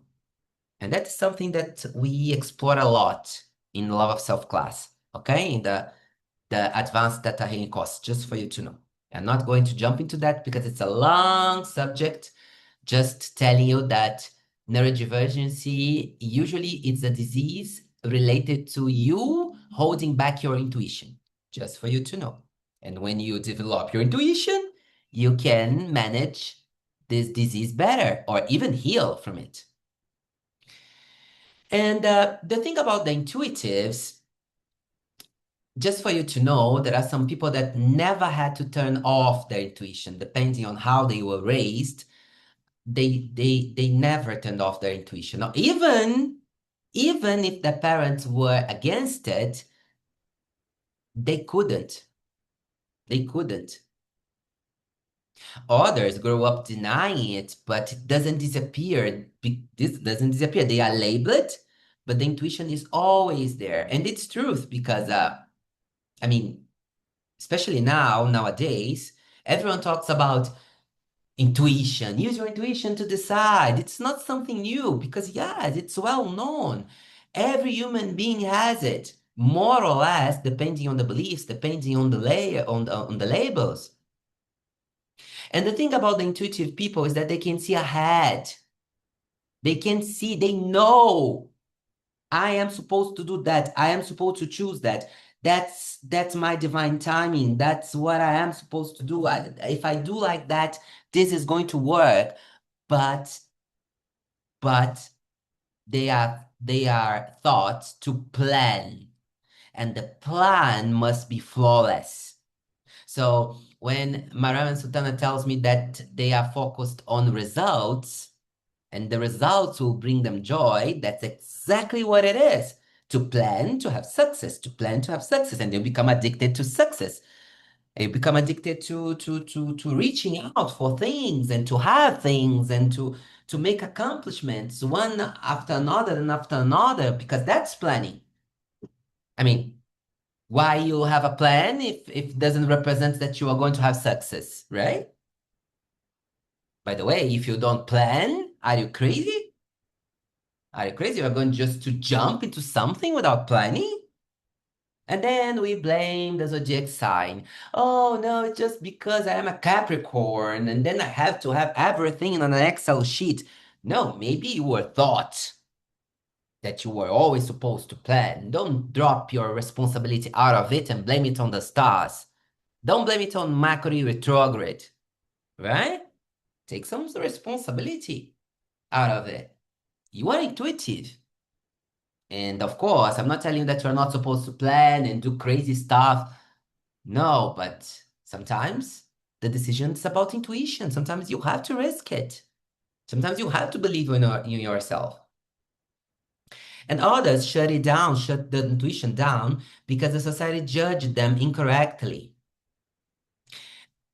And you should know that if you care about what happens in the world, about helping others, you are an intuitive and an awakened master, because only an awakened master will care about others, will care about the world, will care about how to make a world a better place and how they can make it become better so that they can fit in.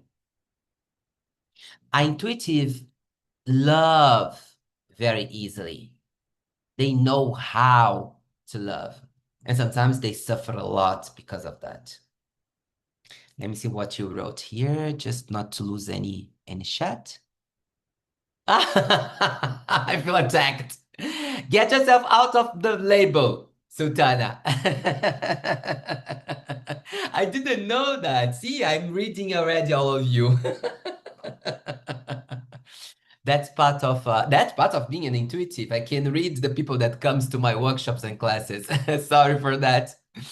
So, intuitive people alternate between states of fatigue and stimulation, because sometimes, they are feeling good about themselves, and sometimes they feel fatigued because they have to justify themselves over and over and over, and they have to put themselves into little boxes to fit in, to be accepted. And sometimes you can take some vitamins and supplements to regulate that. There are many of them. Just to give some examples, but please go to the right doctor to see if you need them. There is cordyceps, there is iron, there is GABA, there is choline. I mean, there are so many supplements that you can take depending on to regulate yourself, okay? But don't take any supplements without consulting at least someone who knows about them, okay? I'm just pointing out some of them. And intuitives feel a lot of anger as well because they unconsciously feel everyone's emotions all the time. So yes, sometimes if you go into a crowded room, you are going to be overwhelmed with all the emotions and all the thoughts, some directed to you, some directed to something else, and you're going to feel angry. You want to get out of it. You don't want to stay there because sometimes your channel of intuition will open and you're going to feel angry. Intuitives also experience sadness as a form of grief, like they feel it very deeply. And sometimes they want to shut it off, they want to pass it very quickly, but that's not how it works. You have to ask yourself why I'm feeling sad. Is it a label? Is it something that that it's related to me trying to fit in? Because that's not what's meant to be. Am I blaming myself because I took the wrong direction? Is it a belief? Is it something that's preventing myself? And what should be my next move to change it? What should be my next move? And fear also appears, but being intuitive allows you to face it and decide how to deal with it. Yes, intuitives are very brave. They develop it. They know that some decisions must take risks. And when I mentioned resetting the mind, you can go to the creator and request that the creator reset your mind so that you can just calm yourself out from fear and find a solution. Okay, like creator of all that is, it is commanded that my mind is resetted. Okay, and then you feel it on your body, and then you'll be able to come out from fear more easily. Okay? There are many commands that you can give to the creator. As if you are a Theta healer, you know that. And Sultana is getting lots of bonus. I'm giving Sultana advanced tools. So, okay, good. But she can use it. Maybe she will finally agree and learn it. Up to her. I've been doing it for 6 years. You would think one of my siblings would do it. Good. Let's see if we can bring the whole family. Good. So, and about hormones and intuition, it's also important for you to know that you should keep your hormones also in balance for your intuition to work. Hormones can affect how your mind works and also your emotions, and the result of the results unbalanced can become a disease. So there are four main hormones that you have, four main hormones that are related to your emotional state. So we have many hormones in our body, but I'm talking about the ones that are related to emotional states, okay? So we have these main four. And there are some simple things that you can do on your daily life to keep them regulated. Of course, you can check supplements, as I already told you, but there are some practical things that you can make to regulate and to keep them regulated as well. So dopamine, you can exercise yourself daily. You can sleep an average of 8 hours, 6 to 8 hours at least. Always celebrate small wins because we are always focused on what did not went well, what was wrong in my day, but we forgot to celebrate the small wins. And I can assure you that if you finish your day instead of thinking what went wrong and what I will do tomorrow, if you take some moments, some minutes to think, what were my accomplishments today, you will find at least one. And you should celebrate it, even if it's a small one. And that will raise your dopamine. Serotonin, also exercise daily. By the way, exercise daily, it's necessary to keep your hormones balanced. And honest exercise daily doesn't mean that you have to do something like that it's hard for you. Like if you don't like the gym, if you don't like that hard exercises, like just go for a walk. Like for 10, 20 minutes.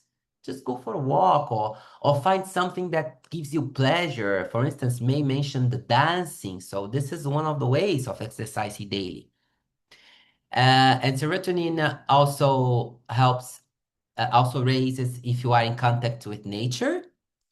And when you remember, if you make special memories, and special memories means to be with the ones that we love or to do something that we like, that we love. So that will raise your serotonin. And oxytocin, besides exercises, raises when you show affection towards something or towards someone, when you perform good deeds. And good deeds could be just, like to be in your friend's house and tell your friend that I'm going to cook for you today, or I'm going to listen to you and just going to open the ears and listen to you, and I'm here to listen, or I'm here to help you with clean the house or whatever. Just a small good deed. Help someone who needs to cross the street, or be gentle with someone. Smile to a stranger. That's a good deed. And endorphin, again, beside exercises, practice any hobby. So yes, you are supposed to have a hobby, and laugh with friends. Be happy. Try to not be always cranky. Try to have that friend that has a good sense of humor, and go do something fun. And if it's a hobby, it's even better, so that you can do a hobby with a friend. So you can combine all of them. You can do an exercises with a friend, and along the way perform a good deed and laugh about it. Then do this exercise in contact of nature and take pictures so that you can have special memories. You can combine them all, and then in the end of the day celebrate, because it was a win-win situation. So that's how you keep your hormones balanced, and that will help your intuition. Let me give you a very quick intuitive exercise. Take another piece of paper, and you don't need time for that. Just take a piece of paper. If it's white, it's better, but doesn't need to, okay? If it has lines on it, doesn't matter. It will work anyway. But if it's a white sheet of paper, or paper with like empty paper, it works better. So I want you please to draw a small dot on it. Let me see if I can show you. I'll draw it, and then I'll show you. My page here has lines, but let me see if I can get a white one, so that you'll see what I can. Here we go. So just put a dot on it. And let me just take this off to show you what I mean. So like this, just a small dot. Okay, you can do that on with lines, but if you can do that on a white piece of paper, it's better. You can do that on your hands. If you don't, just do like this. Okay, it will work anyway. And then you're going to focus on the dot, and then focus on the dot, and relax, and relax. Relax your sight. Like, just focus and relax your sight. And you're going to see that the dot becomes blurry and blurry. And then you'll see like there is an energy field around it. And if you put your hand in front of the dot and your eyes are still blurry, you're going to see a small force field around your fingers. Like there is this blurry thing around your fingers. So this is your aura. Like there is this blurry. If you do like this with your hand, you'll see it moving very close to the fingers. Remember to keep your eyes blurry, and then you see. And maybe it has a color. Maybe you are seeing the color of your aura. Maybe not. Don't force yourself. Did it work? Because your hand was like this, or Like like this. the dot. First, you Yeah. focus on the dot.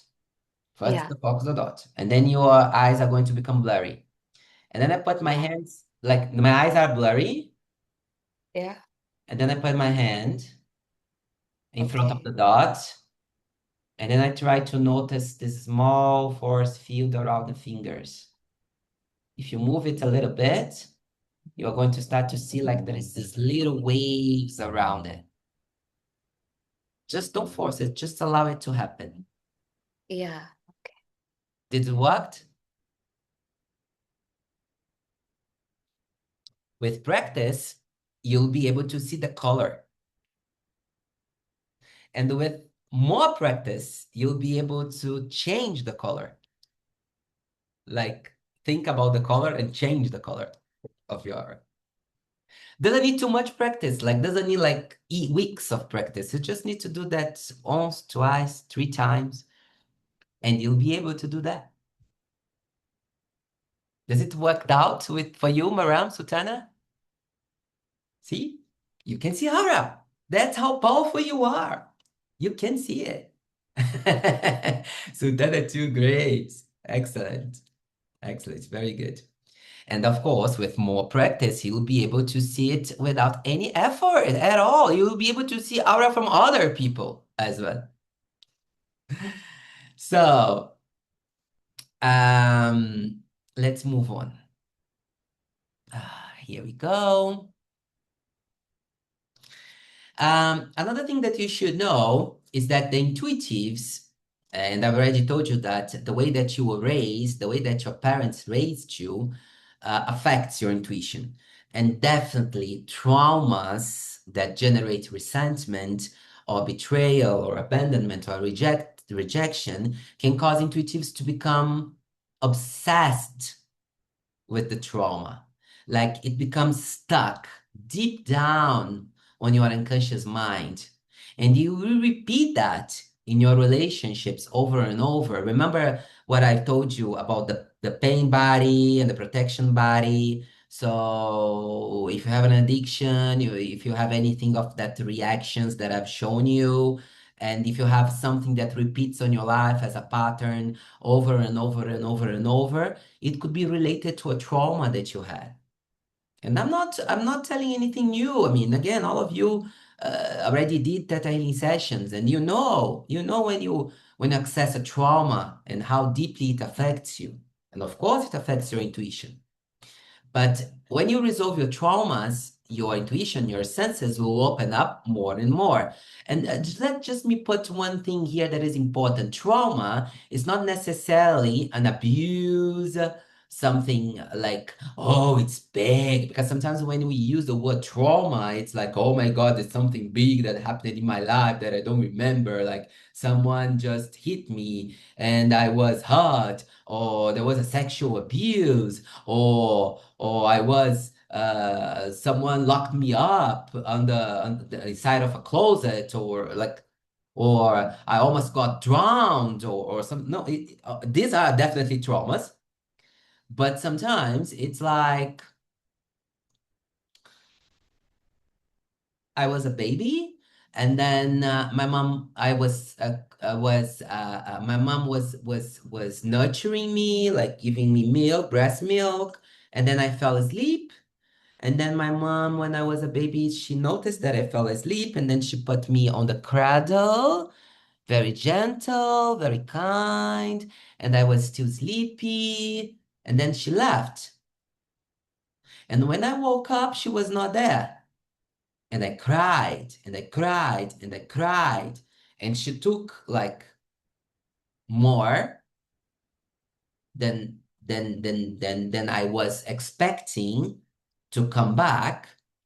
Maybe because she was busy, maybe because she didn't hear it, and then it's a trauma of abandonment. Traumas are inevitable. Inevitable. So if you are a mother, don't blame yourself. It's part of the game. You will traumatize your children. Don't worry. And of course, you will be traumatized as well. It's part of the game. It's part of the emotion thing, and to learn through the emotions. But what's most important is for you to release their traumas. to access and release them. Traumas, they are important because they teach us how to handle and solve problems under stress, to make quick decisions, but at the same time, makes us feel that we are in this state of emergency, that we have to do things very quickly, that we have to solve very quickly. It takes us out of the present moment. Okay? So you have also the good part of the traumas.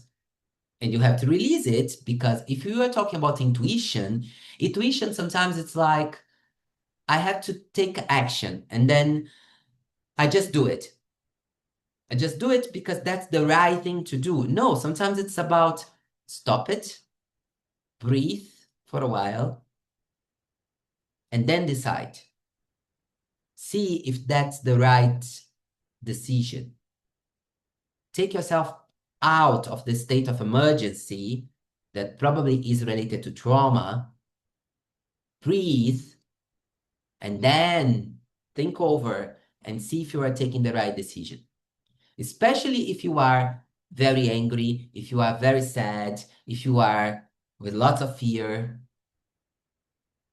It's not about pushing the emotion aside or to push it inside of you. It's about, okay, I can see your fear. I can see your anger. I can see your sadness. You are there.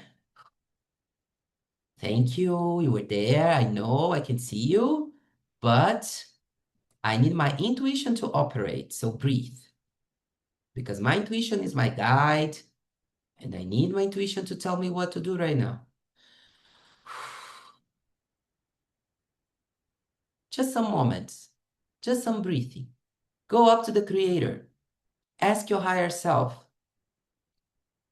if it's needed. If it's needed. Remember who you really are. Ask the Creator to show you who you really are. And then come back. And then decide. Sometimes the decision is, I'm going to do nothing. Because that has nothing to do with me. There is nothing that I can do. I just have to wait. Sometimes the answer will be do nothing. Wait and then do something. Sometimes the answer will be do not give up. Just do it. And then you'll get the results that you want. And sometimes the answer will be to do something the opposite of what you were thinking of doing. And sometimes it will be a confirmation as well, of course. But remember the tools that you are learning in this workshop. Command the reset of the mind. Remember, be back so that your intuition can flow. And of course, I want to teach you another tool, which is how you take yourself out of bitterness and trauma. But for that, you have to understand exactly what bitterness and trauma are. So when you keep repeating the same problem over and over in your mind without finding a solution, because our mind will always try to find answers.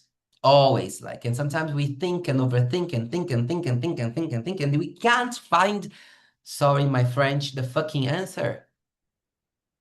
We can't.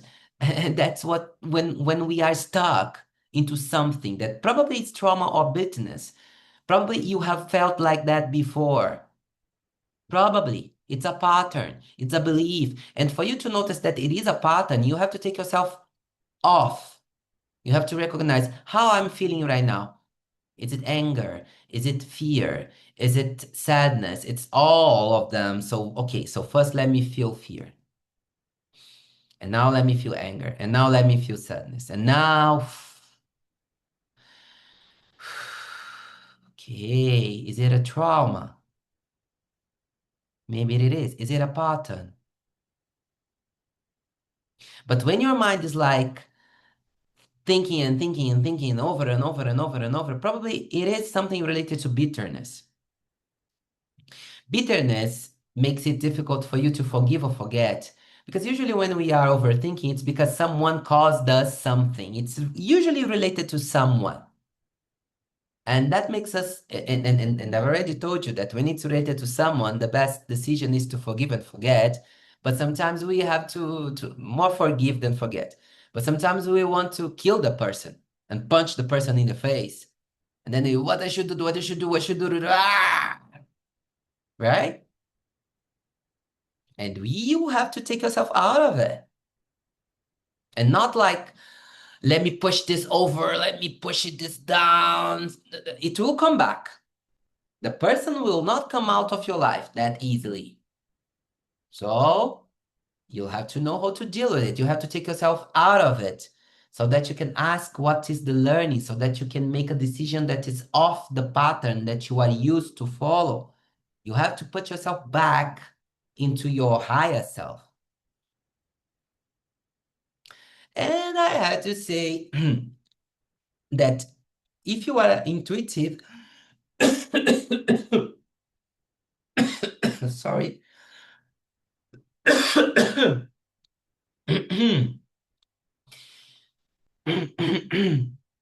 Just one moment.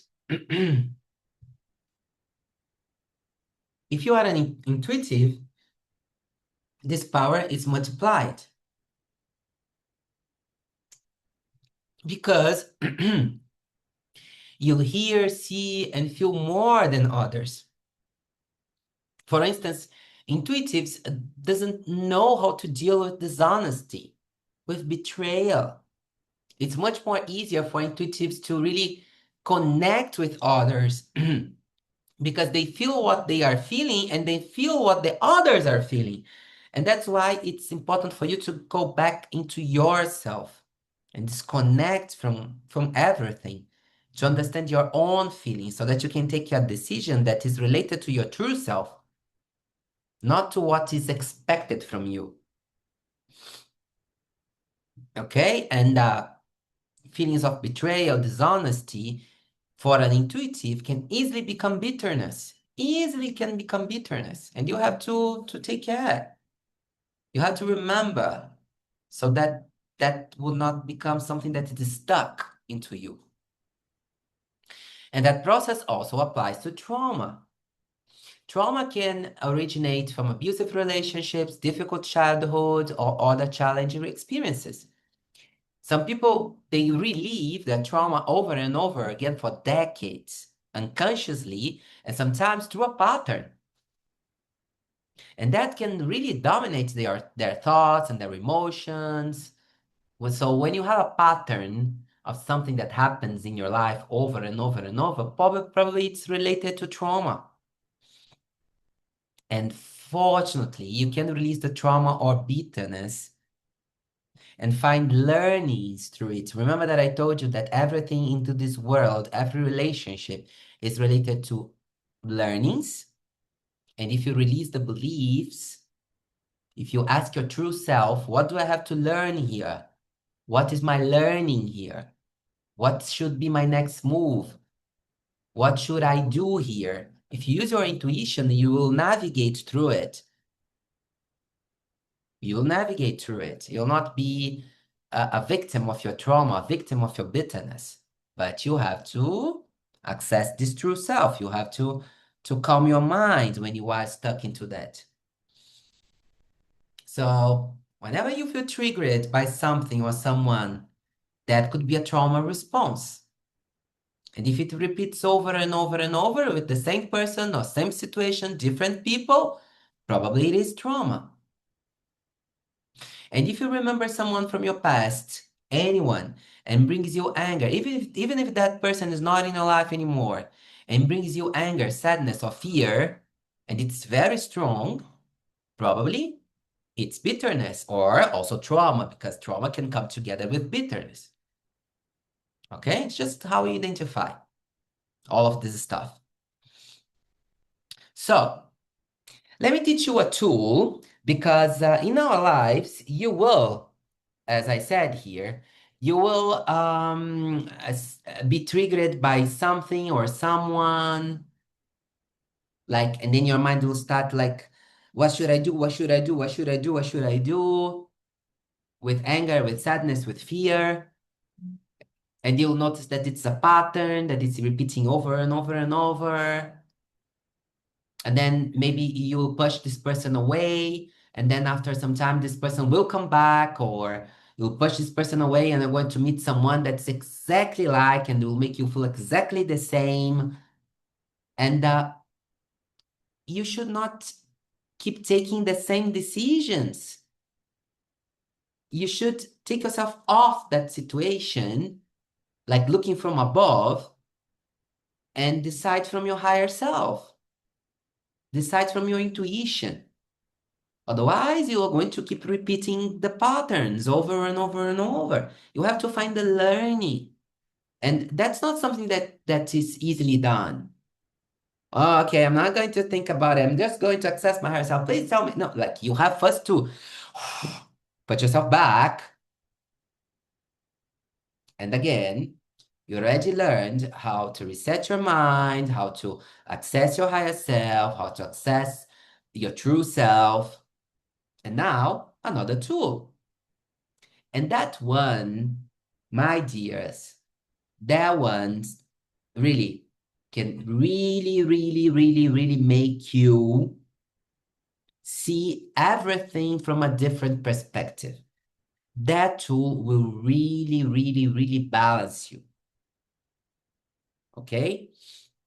So, whenever you feel like your mind is rushing over, what should I do? What should I do? I hate this person. Rah, rah, rah, rah, rah. Stop it. Take 3 deep breaths. If you breathe with your nose quicker, then you take it off from your mouth. Like, for instance, 2 times breathe in, 4 times breathe out. Try to do like this to lower your blood pressure. If you want, you can put the roots inside of the earth and pull the energy back, goes up to the layers of light, golden light, thick jelly substance, and find out the creator, the light of the creator if you want, and keep breathing. Then when you are feeling the light, just listen what is around you. So right now I'm here. You can do that with me if you want. Right now I'm here and I'm listening to the cars. I'm in my apartment on the 8th floor, but I can hear the cars and can hear an ambulance. Okay. I can hear someone saying something. Maybe on the streets, I can hear voices of people. I can hear my cat on the door asking to come in. Good. Now, what is the smell of my room, this place where I give workshops, my office? It smells like lavender because I usually clean everything with lavender, so I can smell the lavender. That makes me feel safe because that's my comfort zone. I am in my room, and here I am safe. Here I am safe. Whatever I'm thinking right now is just me, my room, what is happening outside. I am on the present moment.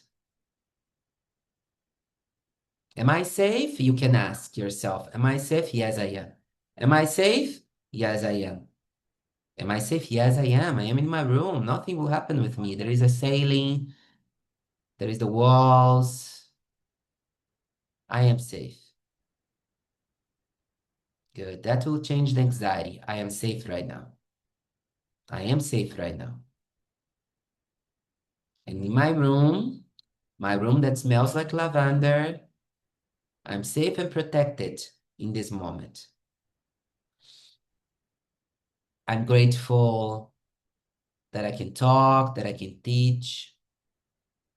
I'm grateful for the tea that I have that makes me feel warm. It's a little bit cold, so I'm safe for the tea.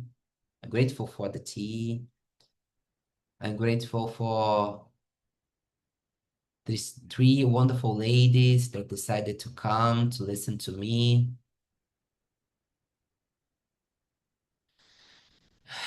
I'm grateful for having the chance to give this workshop, to teach more people about intuition. I'm grateful for the food that I have, for the lunch that I'm going to have.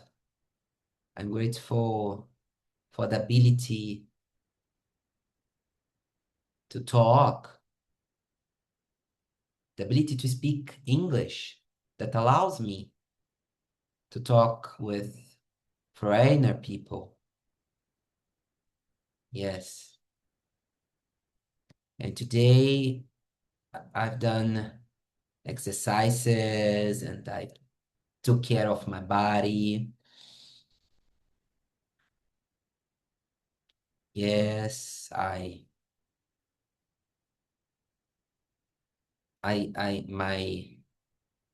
received a present from my husband. Oh yes, I forgot about this. Yes. He left something for me before he left to work. Oh, that's so good to know that there is some from someone. Good. Good. I'm grateful for my cats that I love.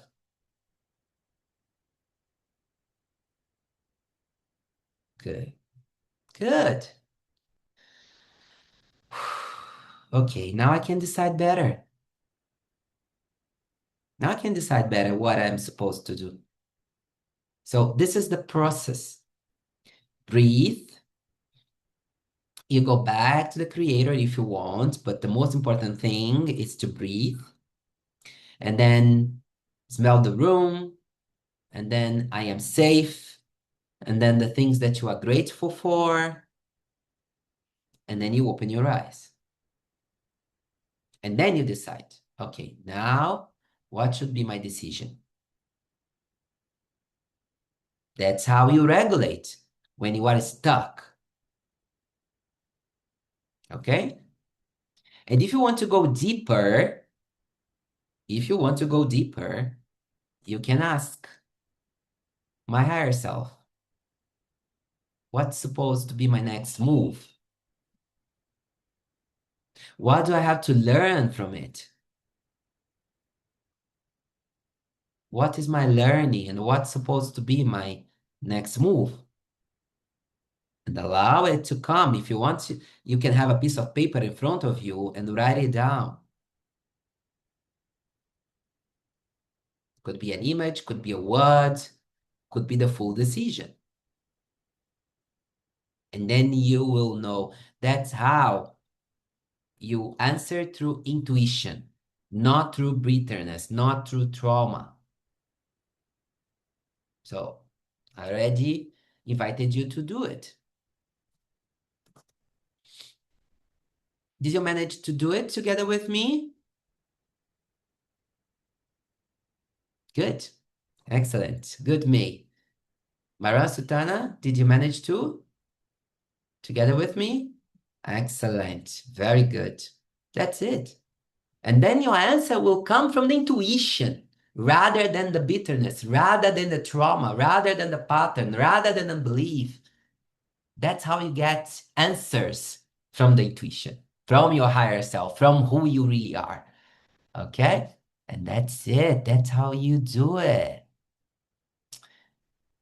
So, first of all, I know that we could keep going on along the day, but that's what I had to tell you. That's what I wanted to teach you. I wanted to take you off the place where we think that's who we are, find our true selves, and learn in practice how can we use our intuition in a practical way? So how are you, all of you feeling? It's How are you? beautiful. While you're doing the grateful meditation for you, I Mhm. was sending you all love. I was sending you so much love to Thank you. everything and anything. You deserve it because you deserve it as a human, and you deserve it as a soul, as a teacher, as a person who understands, connects, and I mean it, put a space for I you got it. to understand that other society, that it's totally different, but you always find something in common. And it's like you mastered your group and you are doing great job mastering other different group. And it shows like your soul is so much beautiful, of course. And for me, I feel this is very rare for me to surrender to anyone's energy. And I always feel it with you. And I know there is a Um, lot of abundance, of intensity with love, and there is simplicity with the details. It sounds not complicated, yet complicated, but it's easy, not easy. It's a Because beautiful it's more about combination. feeling than Duality. understanding. Yes, Uh-huh. definitely. It's your energy, it's your intense and belief in you, that it's simple things can change everything.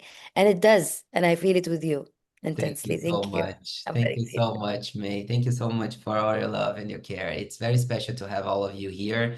And you are the first ones. I want to do that workshop more. By the way, this is a part of the Love of Self class, but it's an Yeah. amazing class because it really teaches you, and there are diggings among the class, the full class, that helps you to connect with this intuitive being that you really are, and it's amazing. It's amazing. It's like, Definitely.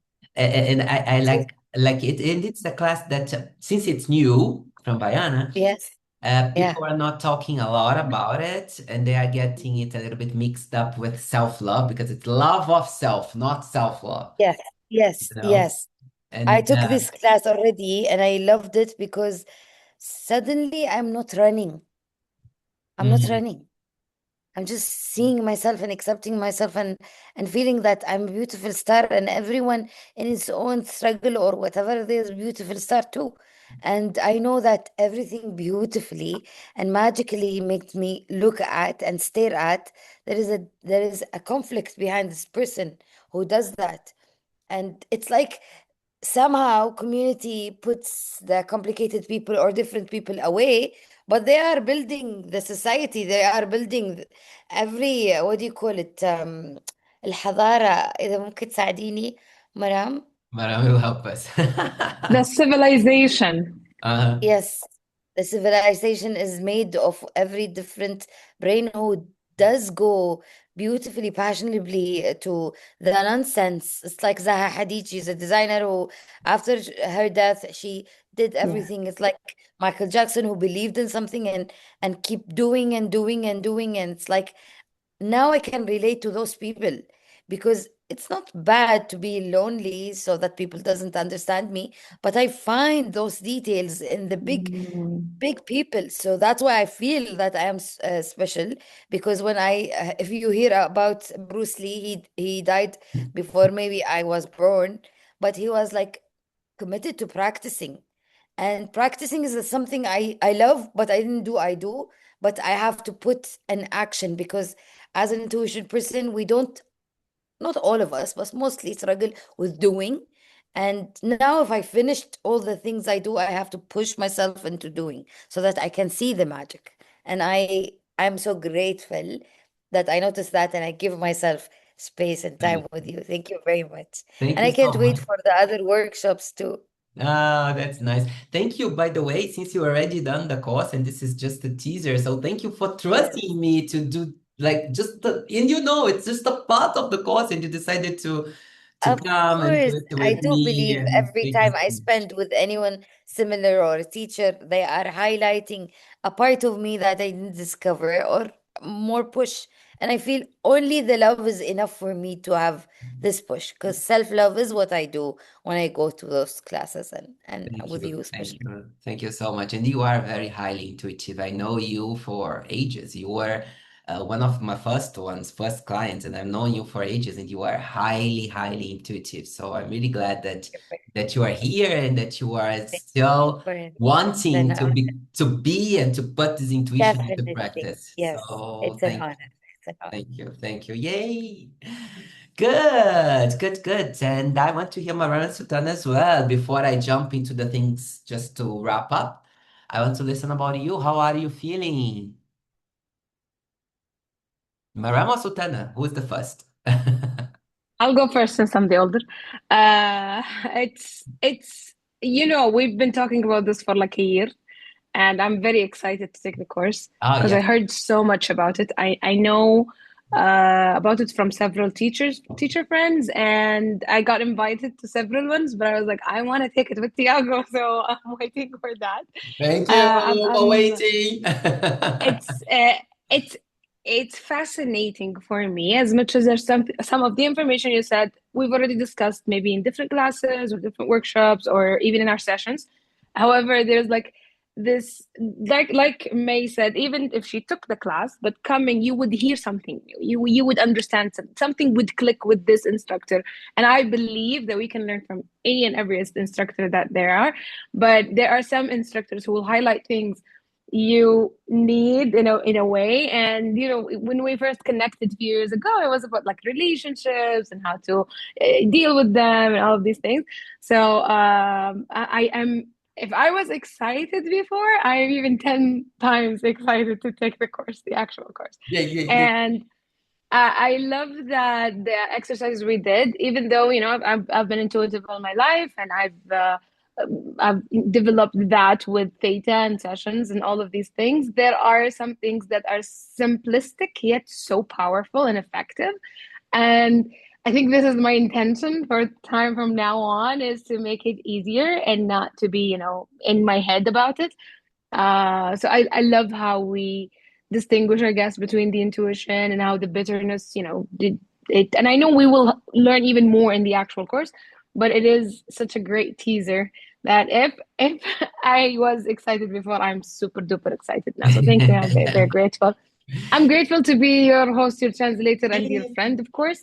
But it always touches me, everything you say, whether it's like in a voice note that we're chatting and gossiping or whatever, or if it's like in a full-on workshop or course. I'm always, always eternally grateful for you. So thank you very much. Thank you so much. Thank you so much. And you are my soul sister. I always say that. So just don't forget about it. We are sisters and brothers. Sometimes I feel like I'm an Aldaresh as well. I don't know if I spoke it correctly, but sometimes I feel it. So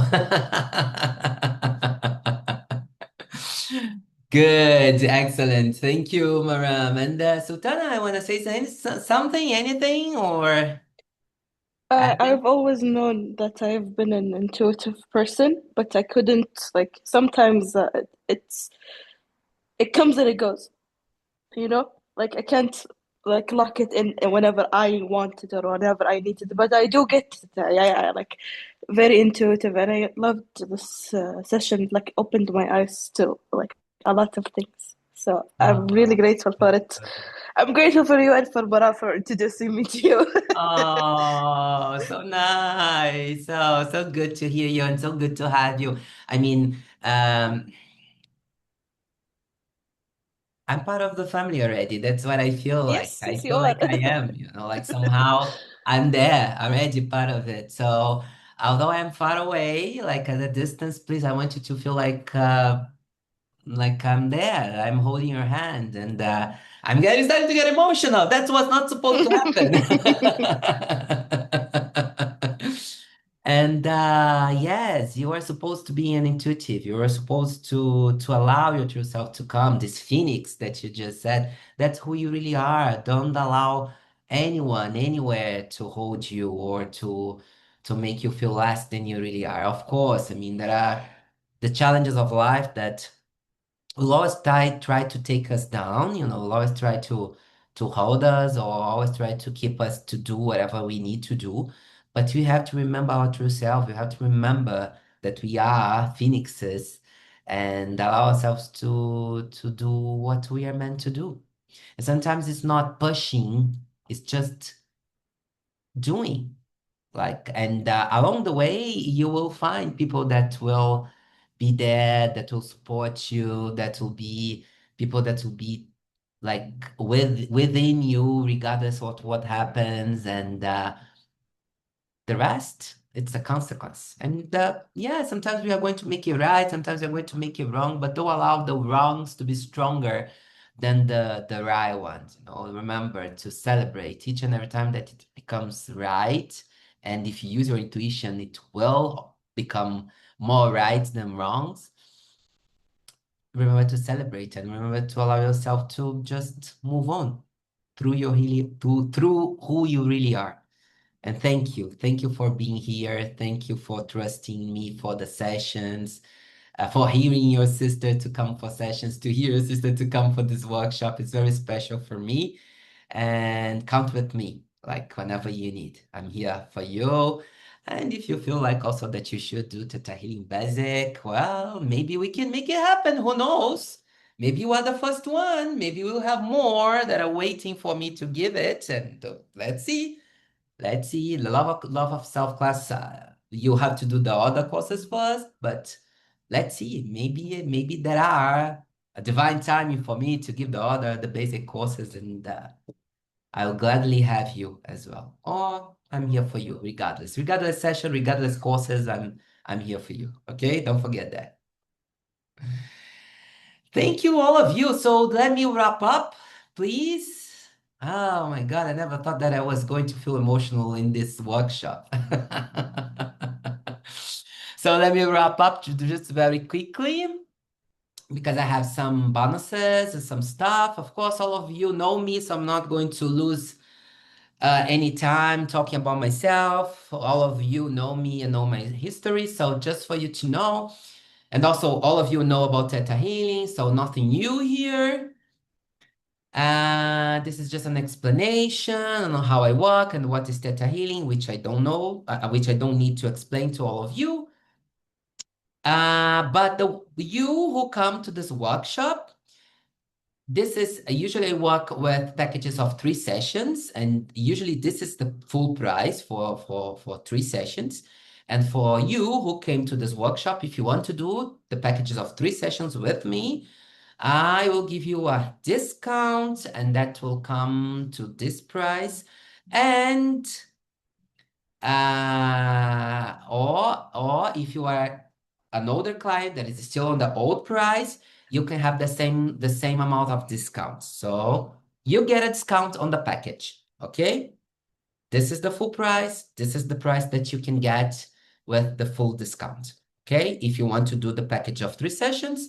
And if you are a Theta healer and you want to proceed, you want to do the course, or if you want to redo the course with me, which will be a pleasure, in the Love of Self Theta Healing class, you need basic, advanced digging, and you are the creator before as prerequisites. And then you are going to learn more about labels, how you recover your true abilities that were born when you were a child, how to access, clean, and release traumas that are blocking your intuition, how to regulate your hormones and your body to work within your intuition. Lots of diggings to do, lots of belief changes to do, lots of swaps to do. It's an amazing class that will connect you to your true self, to your true form. You will understand more about neurodivergency as well, how you work with people with neurodivergency, how you can cope better with your neurodivergency if you have it. How can you unlock the most potential of your brain? You learn more about what are the intuitive abilities that exists, like clairvoyance, the ability to hear, the ability to feel, and how you can work more with them, which one of them are more blocked on you, because there is always one that is more blocked than the others, and you are going to release it and to open it fully so that you can use all of your intuitive ability. and how to live your true essence, moving your life towards your higher self. And the next class, it will be on 19 and 20 of June next month. And the usual price is this, but you who have come to this workshop will pay this price.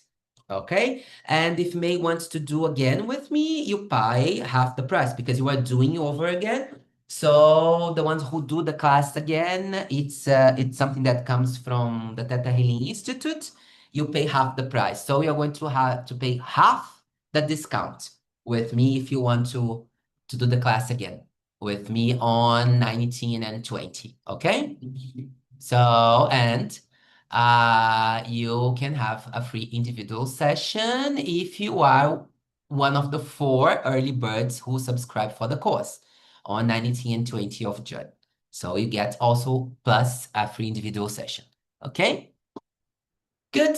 Thank you so much. So if you need more info into the course, all of you speak English, all of you have my contact, so you can send me hi. If May wants to do it again with me, she can send me hi. And that's what I needed to share with you today. Is everyone okay? Is everyone fine? Is everyone all right? Is everyone up? Good. So that's it. Thank you so much, Sultana. Thank you so much, Maram. I don't know if Maze is still there. Maybe not. I don't know if she's hearing what I'm saying. But that's it. That's it. Thank you so much. Any doubts? Anything that you want to add? Sultana, want to add something because you opened your mic? No, I was gonna say thank you so much for your time. Of course, it's my pleasure. Thank you for joining. Thank you so much for everything, to opening up, to feel everything, to be here, and let's keep doing the work because we are intuitives. Take care, all of you. Mwah. Madam, do you mind staying for just 5 more minutes? Good. So thank you, May, thank you, Sultana. See you. Bye-bye.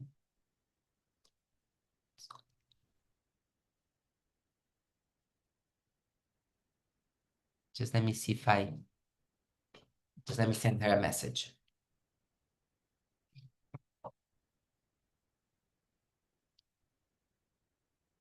Da-da-da-da-da-da-da. I will disconnect her and I will send her a message just for her not to feel like I just removed her.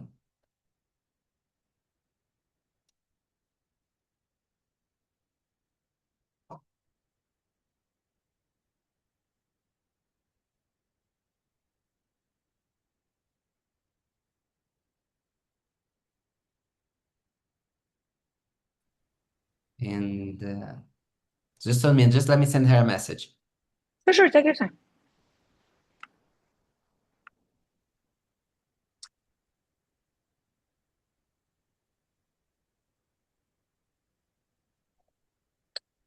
It's special to have you.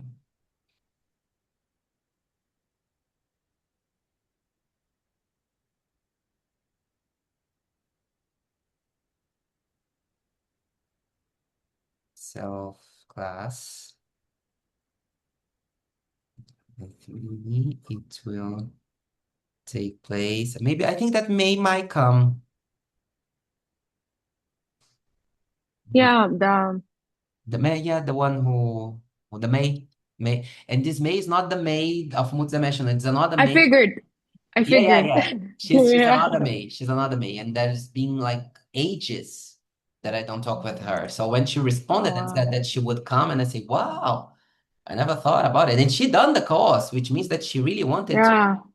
to do it. I mean, when she came, I thought maybe she didn't do the class. I knew that she was a Theta healer, but it was really, and you have 50% of discount to do it again.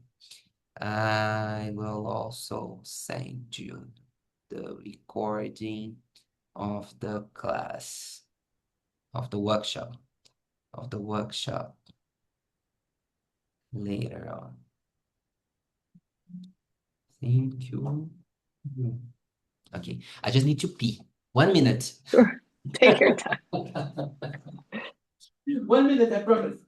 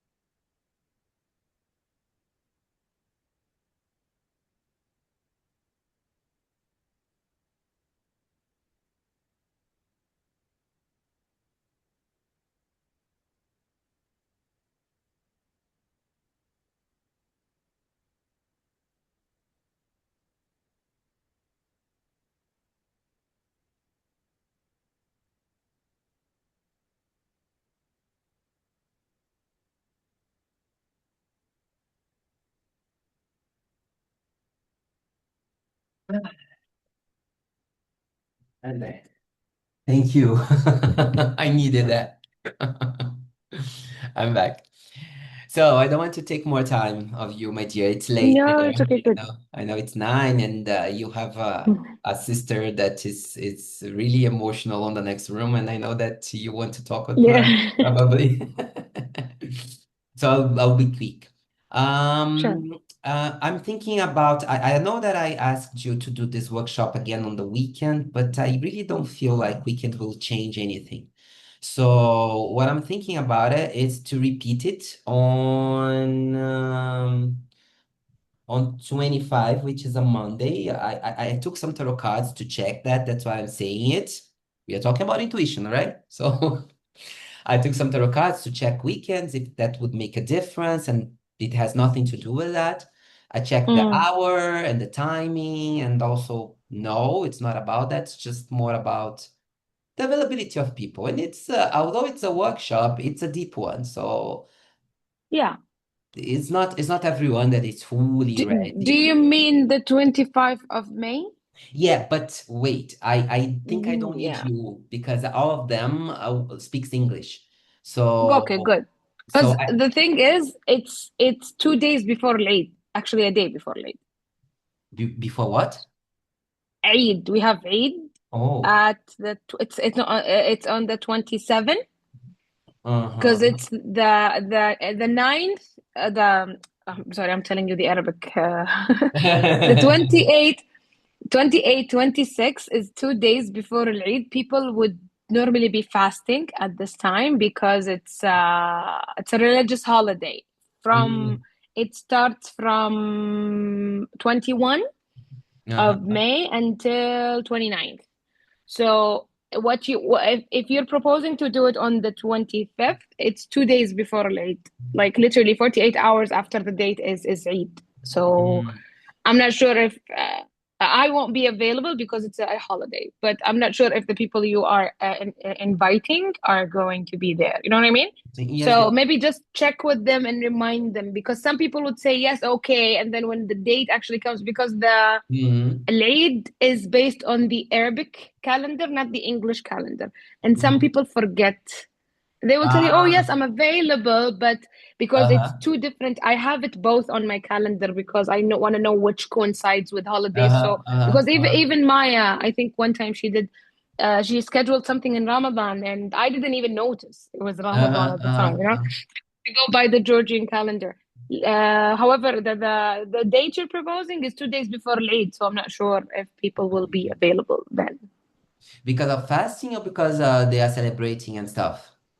Or traveling? Both actually, because it's religious. It's a religious holiday. So Ah, some would be fasting, some would be traveling, some would be preparing for Eid, buying, the Uh-huh. essentials because it's too close to Eid.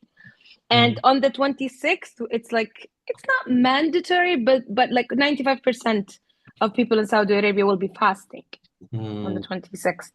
And then the 27th is the actual Eid day. So just to double check with your clients that it is 2 days before Eid, because I know they're mostly Arabic speakers originally. I mean, they speak English, but they are Arabic speakers, right? Yeah, of course. Yeah. Okay, I'll check with them, because if I don't Yes. do it on 25, I mean, I'm not going to do. You said that the Eid is on 27, right? 7th, yes.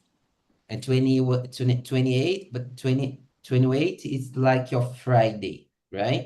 Like 20, yes. But it is within the Eid days. It's 4 days of Eid. So it's not 26, 27, 28, 29. Yeah, so that week, I don't think the majority of people will be available. Got you. Yeah. Well, maybe I can try on, just let me check. Maybe I can try on 1st of June.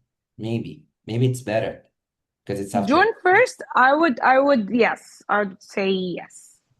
because However, June 3rd is my graduation, so no, don't worry, because unless some Arabic pops up, and yeah, but June 1st will work. Monday, I think it will work, and it is like 20 days before the course, so it's still good.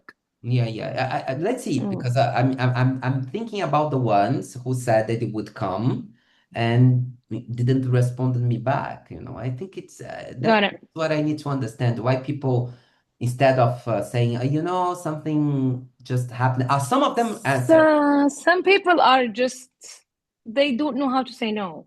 That's the problem, I guess. Exactly. But anyway, some of them didn't answer back, and some of them reach out back and said, "Oh, something came up," and most of them who came back said that it was the timing, that they were stuck at work. But I don't know if it's an excuse. Anyway, I'll try to do it again on first, since there is Eid, and let's see if I can make it. I don't think that I'll have Arabic people, but if someone pops up. No, we'll do and circulate the ad. You don't know, maybe something will come up later. Don't just let it happen. Let's yeah, just don't restrain the energy. Just you're gonna do it anyways, and I'd rather you do it on the days where I would be available. So in case someone comes, I could jump in and translate. But you do it anyways with the people who said yes. I mean, I don't recommend, changing it because no Arabic, but if there are a few people that will want to come, of course, why not? Yeah. So, yeah. Let's see how the energy flows. I mean, I'm just jumping into the energy of the course itself, so let's see how it goes. And I think that we can keep the 19 and 20 for the course. Yeah, 19, 20 for the course. I have 2 that are already interested. One of them is going even to at least that's what she said, that she was going to, on 20, it's her birthday, but she wants to come, at least it seems so. But I will send her a message and ask her to already do the enrollment, just to guarantee, that she will come, because, when it comes near the birthday anyway. But seems like I have 2, and I don't know if May is going to come, and let's see who else might join until there. But I'll give the course with 2, 3. Would you remind me of the times, please? Because I have it set, but I don't have the times on my Zoom. I need, you say it. I need 4 hours at least each day. 5 hours. I would say 1 to 5 p.m. because it's Friday and Saturday, so people are not at work. Normally, they wouldn't want to wake up early. So 1 to 5 p.m. would be good. Ideal, I guess. Just let me do the 10 here is 4. Just let me check. 10 here is 4 for you. 9 is 3. 8 is 2. So for me to be 7 a.m. if I'm not wrong. In the morning, yes. No, it's a good timing for very early. Yeah, not very, very early in the morning. So good. And then people will come already with lunch, so I'll not have to do a break for them so soon for them to eat, because Yeah. it's a good timing. Okay, good for me as well. 7, it's really fine. Sometimes the mood dimension that I had to woke up at 5, it was like Yes. I needed some energy to then start to talk, because I was like, oh, so it's better for me as well. So let me write. Yeah. So okay, so it will be 7 a.m. my time. 7 a.m. my time. 1 p.m. 1 p.m. our time. And it is a Friday, so it's better to do it after the prayer. And it will last until 6 p.m. Is it fine? That's okay.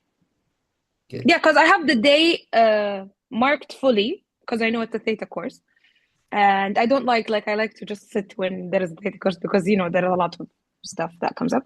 But I didn't know exactly the times, just to set my calendar straight, if that makes sense. Perfect. So And and about the percentage, I checked the multidimensional. We used to do 30%. Deal. Okay, let's keep it. So Yeah. each and every person who comes from you, 30% for you. Okay. Awesome.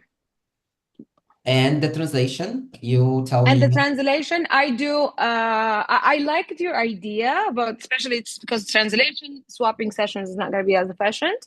So I would go with I'll give you the discounted rate I get for I have a full day and I have a half day. So the half day is $150. So 2 days will be $300 for the translation. Okay, Yes. good. Okay, deal. Awesome. And the discount that you give to me also, it's for you to watch the class, although you'll be working, so we'll get the certificate and everything. Yeah. So it's But do you there. have the translated manual? Yes, but I can send to you for you to review if you want to. Yeah. Sometimes the reviews, the translations are a little bit weird, a little The bit translation. Google stuff. I contacted Brandy actually regarding this, because I give with Maya the courses, and it's not okay. I didn't get a response, but the translation is not in Arabic, does not represent the English in any way, shape, or form. So this is why I'm wondering. And if you good luck with Brandy. She did not respond. Good. Of course she didn't. I mean, it's not because she is a star. It's just because, in my opinion, okay, my personal opinion. First, she doesn't have the time to, one. And second, I mean, I think it's not priority, unfortunately. But it is. The problem is, especially with the last course we did, it was horrible. The girls were lost. The Arabic girls were lost. It was not. Maya was saying stuff that are in the English manual, but they were nowhere to be seen in the Arabic. Even the beliefs were translated in a way that's like backwards. So they were at a disadvantage in the classroom. And I had to stop Maya several times to tell, okay, just stop. Let me tell them what you said. Because when I'm translating, it's different than when she's reading, right? Of course. And I would stop her a few times in the class and just tell them, so they would write it on their manual, because it was nowhere to be found. Wow. So it was, I mean, it's a disadvantage if I say so myself. And I did email, but I'll send you both. In fact, the Law of Self manual, since it's a very new course, doesn't have many information on it. It's just more about the exercises and some highlights and topics. So I don't know how the translation is. I know that you don't have many information. At least when I did the instructors course, which was last year. Yes, last year. Yeah, last year. The practitioner manual didn't have many information. Like Payana was like, oh, we are going to do like a book or something like that, like we did with you and the creator. But as far as I know, even the beliefs were not 100% there. Like in the structure, in the structure class, they sent a spreadsheet with the extra beliefs that were not there. So I don't know if she organized, but just to be sure that we are not going to have this problem, I'm going to download the Arabic version. I think I have it already. If I have it already, I'm going to send to you right away Okay. tomorrow the list so that you can compare the English version to Arabic version for Yeah, people not. just to add if there is some things that are not there. Also, some instructors will do a presentation for the class. I'm not sure if you will do that. Like they would create a PowerPoint presentation Oh, and they yes. put their version of it. So if you are going to do that, just try to get it for me by the end of May so I can translate it as well to Arabic before the class. So the students, they will not, you will not be, presenting it in class, but they could get it with the email as well as the manuals, if that makes sense. No, makes sense. Makes sense. Perfect. Perfect. Yeah, because Maya, she does the presentations, but she doesn't give it to me, and students always complain because she said, "Oh, she has like her old presentations, I guess." And then she would say, "Okay, just take a picture of this, especially in the basic." Actually, you reminded me. I have to contact her and tell her to send it to me so I can translate it. Because she would say, "Oh, just take a picture of the digging steps or whatever." They are presented in English in class, but there's no Arabic version. So the students will take a screenshot, and then they were like, "But we don't understand what it says." Got you. You know what I mean? Yeah, So I don't think she sent it to students, yeah. but This one that you translated, the one that we used on this workshop, the one that you translated, it's part of it. I used the same that I used for the yeah, course. So I just took some pieces of it and organized it got in it. a different way, Yeah, added some stuff. So of course, 2 days. I just add it's like yeah. I get it, and it's just me no. me I think it's trying fair. to No, it's to fair. make It's it fair fair. for everyone because It's sometimes fair. when the teacher is teaching in English, everything is available for the English students, but No, it's nothing is fair. really It's fair. except my translations. Nothing's really available for the. Even if we No. don't use it in class, I would prefer that they would have a copy just to Fair. be fair. Fair. Yeah. No, I think it's fair, especially if the manual is translated weirdly. Horribly, horribly. God bless who did it, but horribly. I think it was Probably no Google one did. Translation back when it was really, really bad before AI. Now AI does it really, really easy. But Probably no one did it. Probably no one did it. Probably it was just Google Translator or even EA Chat GPT or something like that. Because if that's horrible, probably they just dropped into the Google Translator and just released But there were huge chunks missing. Not just that it was weird to the reader, there were huge chunks missing. She would say, "Oh, it is in the student manual." And I would get frantic trying to find it. And I'm like, you know what? Just repeat what you said and I'll translate it. It's easier this way.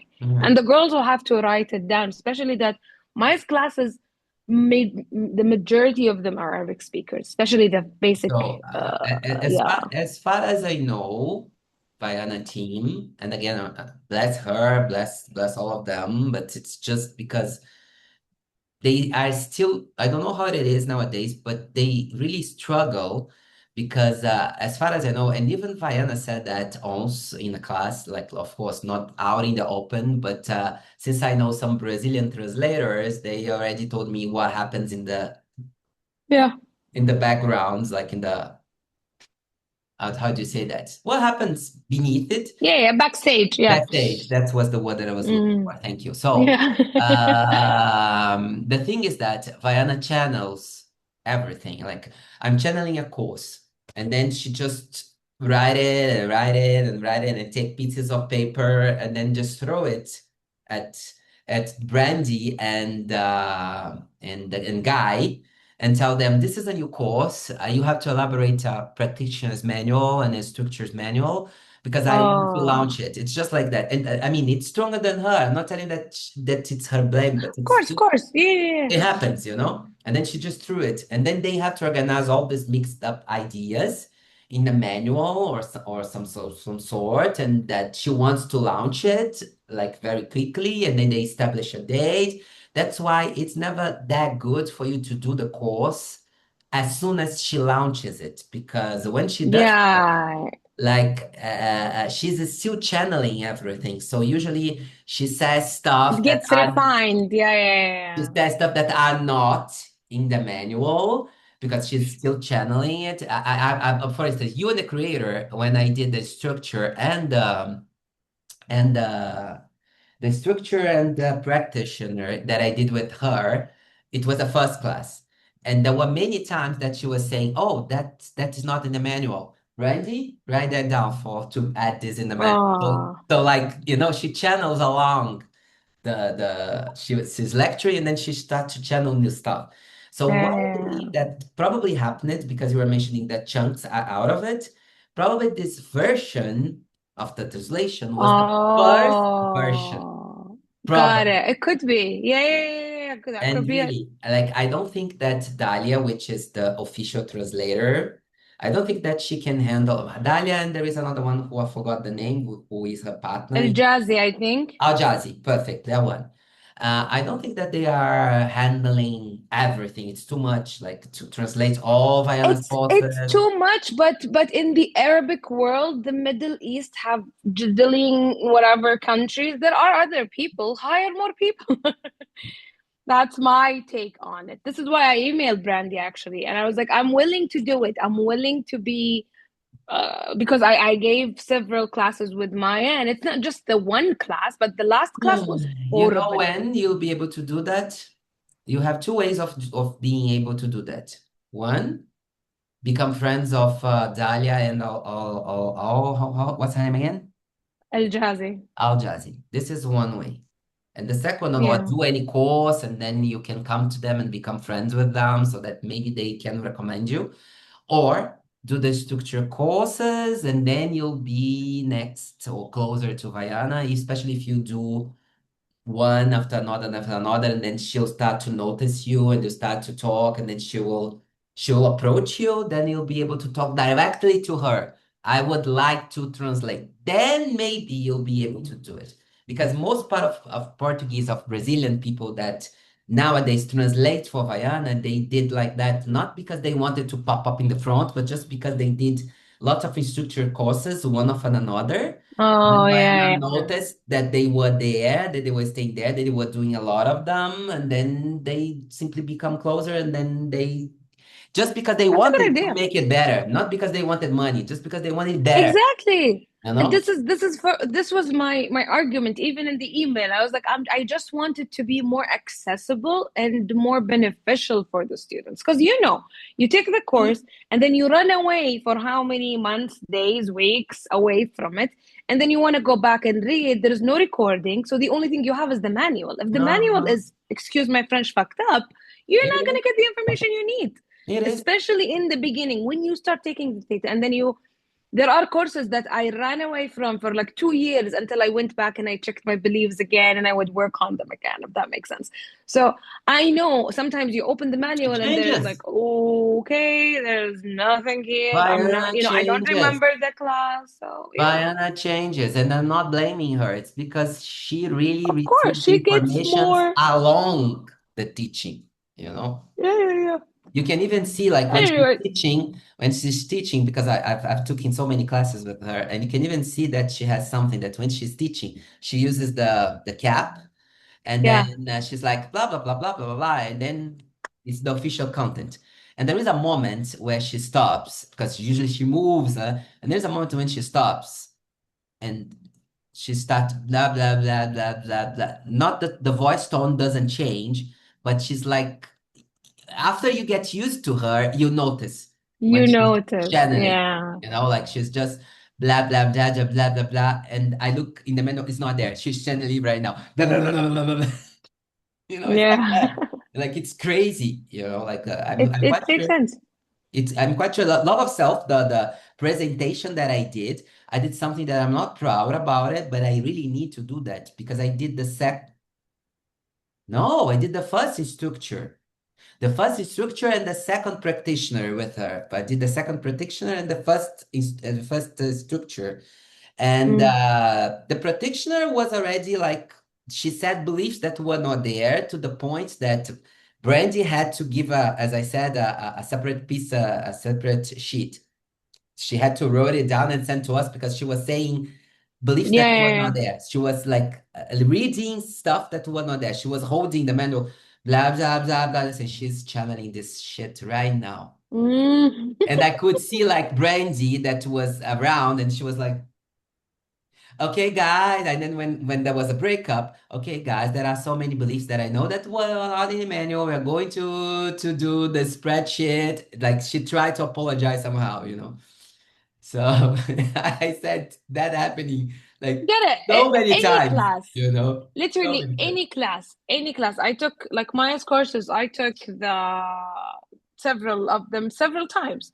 Each time it's new, something different comes up, something different. This is why she keeps recording her classes, because she would update the manuals, and then she update the manuals, she send me the manuals, I translate the manuals again, and like, or add the stuff that were added. And I just finished revising the one for this weekend class. It was a lot of addition to it. Some things were removed, some things were added. But I mean, it's one course or 3 courses or whatever, and it is for like smaller group. But I do understand where they're coming from. I would prefer if they would hire more people to make it in Arabic, because I know the thing is, a lot of translators, they could do oral translations, they can't do written ones. And that's another problem.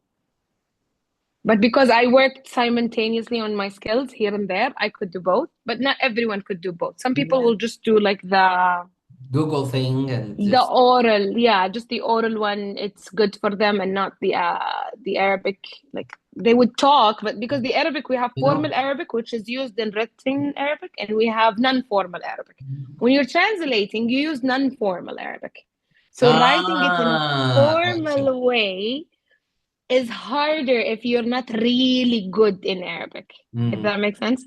And what I did to make it equal, I would read books in Arabic and in English. They're both formal Arabic, formal English.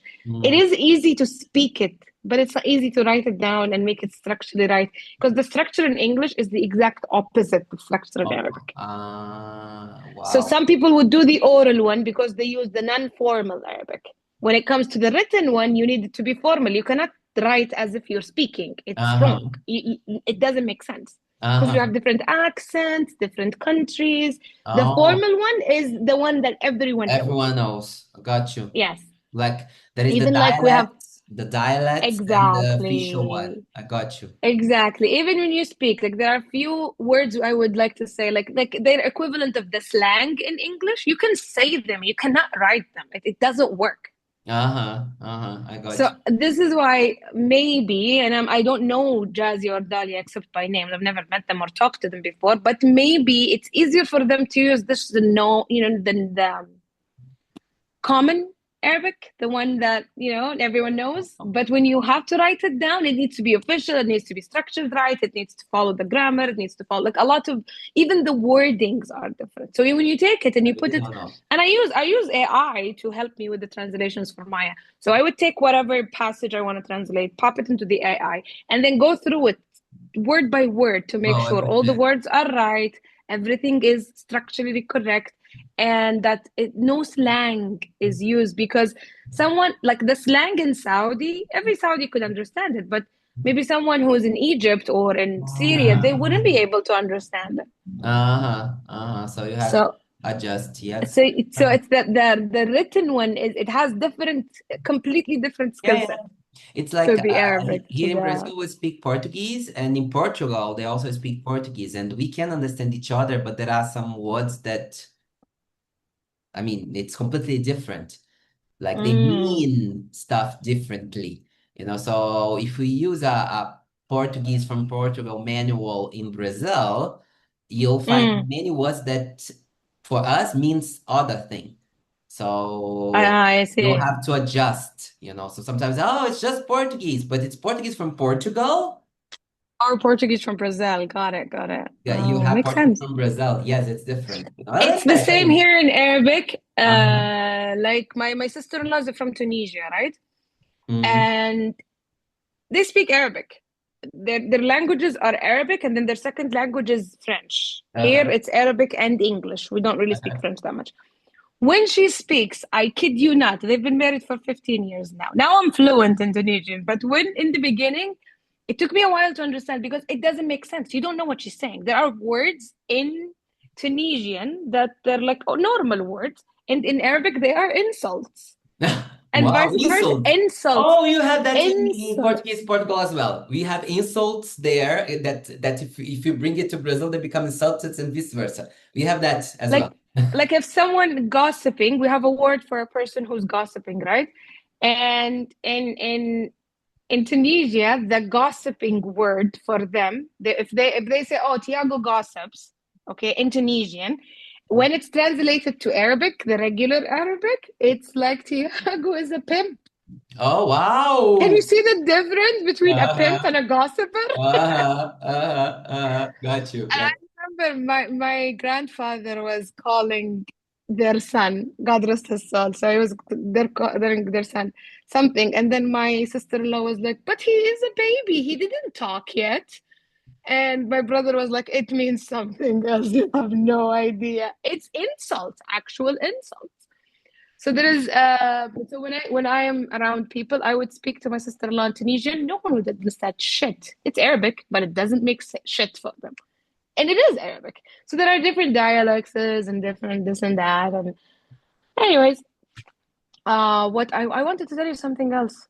I can't remember. I think that's it. I mean, Hmm. well, I think that I think that the only thing that we might still discuss. Oh, yes, there is something else. Yeah, there's something. There's something else. One is for us to be even with all the sessions. Yes. How do you want to proceed? Because I'm going to do this workshop again, and I don't know if I'll need translation. You already translated the manual, Yeah. so I don't know.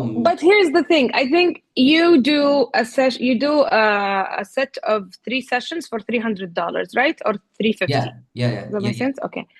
So I think the fair way to do it, I mean, until this point, but later I would pay you for my sessions and you would pay me for the translation. It would be better. It would be so much better because I never heard what you said about the abundance I'm thing. just hearing that. It's something new, until like it just came from friends and people that has nothing to do with Theta healing until someone from Theta told me that. And I say, why it's just popping up, Not exactly. only with this you, is one but thing. with other swaps that I do. The other thing is what I especially in the last few sessions that we had, I felt like I it just didn't sit right with me, if that makes sense. And I would be more than glad to pay you for the sessions. They're amazing. I love our sessions. I love our weekly meetings. And I would like to separate the fact that we like to talk to each other from the fact that if I needed the session or not. You could find this time that we're free and we just talk about, projects and life and all of that. And then there should be like a sacred time for the session, so we don't, overlap the things. If that makes sense. I love it. I agree completely. I agree. So what I mean, the presentation you sent me took 2 days work. I don't think the equivalent would be fair to have something that's worth $350 if you would ask me. So what I would do, because I did this with another instructor. God bless him, but if I don't do this, he will just make me translate for free. I translated 2 hours for him, and I was like, okay, the equivalent of the 2 hours is €120, which is the session price that you give. So I will translate for 2-3 hours for you, and then you give me 1 session. So the manual equals 1 session. I don't think I should take a package of all the 3 sessions for just the manual. If that makes sense? Makes sense. Because I was thinking a package because if we do another one, I'm thinking about maybe after the class to do another workshop, but on soulmate. That one, I think it will be huge. Hopefully, it will be huge. Yes. Because soulmate, usually people are more interested about it. Course. And it's also and you're very strong with this. You're very, very, very strong with this. That's one of your selling points. And I love it. I love it. I'm doing a mentorship for Brazil. I already have 10 people subscribed and probably more will jump in. I started last week. And I already have 10 girls and probably more will come. Like it's a mentorship of 3 months where I follow them and release all their beliefs in groups with past, present, future, manifest the compatible love. Like I just it's just a full release, and I want to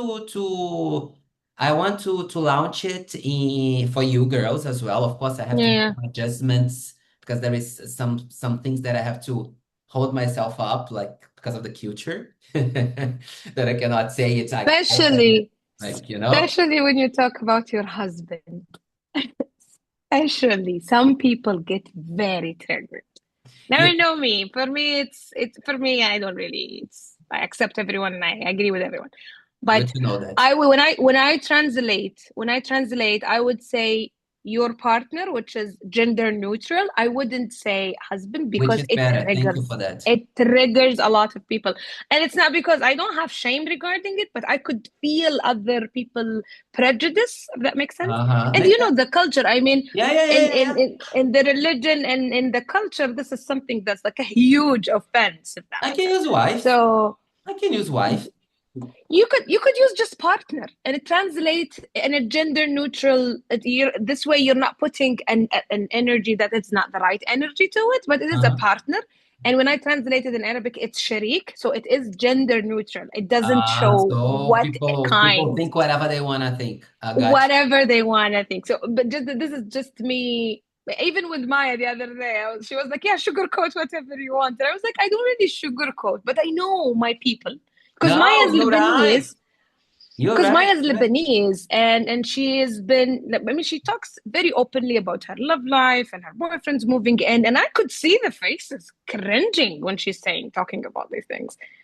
Because she's Lebanese, she's an Orthodox Catholic, an Orthodox Christian, so it's okay with her. It's okay That with her kind of stuff. religion. That kind of stuff that I was thinking about, because with the girls Yeah. here and some of the content I talk about, like, oh, you can go and have sex with whatever you want, and that kind of stuff that I have to adjust because I know that is a little bit different. But of course, thank you for the warning. Yeah. I will remember because Just a reminder. I tell a lot of personal stories because my story is Yes. the basis, especially if it's the mentorship. If it's the mentorship, She does. Yeah, it's she does a peace. disclaimer in the beginning. She does a disclaimer in the beginning, and I give her that. She would say, I'm not saying go have sex with anyone you want. I'm not saying have sex before married. I'm not saying have sex out of wedlock. This is not the things that I'm saying. This is not what I'm talking about. But when she shares her personal stories, it is when I see she talks about herself. It's herself. You know, she's free. But let's be realistic and honest. Not everyone is progressed. Not everyone is okay with the fact that it is okay and all of these things. So, anyways, I was just like food for thought. If when you prepare something for the yeah. Yeah. So I have to adjust, but first, before I launch the mentorship, because the mentorship it's a program with 3 months. Subscription. It's a subscription. Yeah. Like each and every week we are together. So for 3 months, almost 3 months, so 12 weeks, yeah. So before that, I want people to know me more. Sure. Within the relationships and soulmate stuff. So I think that maybe I can give a soulmate class from Theta Healing. And I still think that there are some people that just run away from me after the multidimensional shame. So like think that I'm devil or something like that. I really think that, to be very honest, I think there are some people that when they saw that I was teaching energies that they got scared. I really think that. So, but anyway, it was a choice and it's fine. It was like it is one of my favorite sessions, to be honest. Still, not until now, it is one of my favorite sessions to do. And a lot of people would come. I mean, I haven't had a client for multidimensional in a while, but yeah. Anyways, people will believe whatever they believe. There is aggression now because of war. There is a lot of these things. So yeah, I'll just jump into Theta Healing, which is something that is already it's already established. People know it. Yeah, it's better to be known. You could. I'm not saying don't do the workshops. Of course, do them, but maybe like in intervals where there's like a workshop, theta class, workshop, theta class. This would bring you more people. Exactly. And I've been tagging you on Instagram. Is this your English? Am I tagging you on the English or the Portuguese? That's it. I just have one. The other one, I don't know why Instagram just deleted it. The one in English. So I've been seeing that you've been adding me to the stories. I received them all, but since it's the Portuguese profile, I could not share But that. can't you do your posts from now on in both Portuguese and English? Wouldn't that be easier? I can That try you would to, have especially with one, yeah, the that you would have one account that you could use both languages on, if that makes yeah, sense. yeah, that makes sense. Especially now that we have the I English. saw a video of you the other day. I think you were doing the dishes. I don't know if you were doing the dishes or cooking. Yes. And I watched the whole thing, didn't understand shit, but the language is so beautiful. It's And I Portuguese. kept it. And I kept it, and I was like, I'll just pop it into ChatGPT and tell him to translate it for me. And then I was like, I'll tell Tiago to add subtitles. It will be easy just to Yeah, add makes sense. subtitles. Makes sense. Makes Because sense. Makes I sense. love the way it's said. I know it's Portuguese, but I don't know anything. Like I don't. No, The yes, only yes, thing I know is obrigada and de nada. That's it. the same work that I have to add the Portuguese subtitles. I can ask the same tool because now they are more intelligent Yeah. to do the English subtitle and publish it on a bilingual profile, so that Exactly. And this way you would have your presence would be in both languages because Portuguese is very specific to like yeah, South definitely, America. definitely. English is more universal. You would reach more people if you had English in the profile. Makes sense. Makes sense. I mean, and you don't have. I know it's a pain to manage two separate accounts. It's really a headache. No, it is, but I mean, again, the same job that I have to edit and to add the subtitles, it's just like what, 10 minutes more to delete the Portuguese subtitles and ask the CapCut to do it in Arabic, of course, or in Arabic, no, You in can put them English. in You can do English. them both on the English. same video. I think you It's could add more. too overlapping, I think. I've already tried Oh, it. they would. But Okay, got it. no worries, no worries. I can separate it. And then I can start sharing the English one, with English subtitles. And this way, even if you have like Portuguese clients who know English speakers, it's easy for them to share it.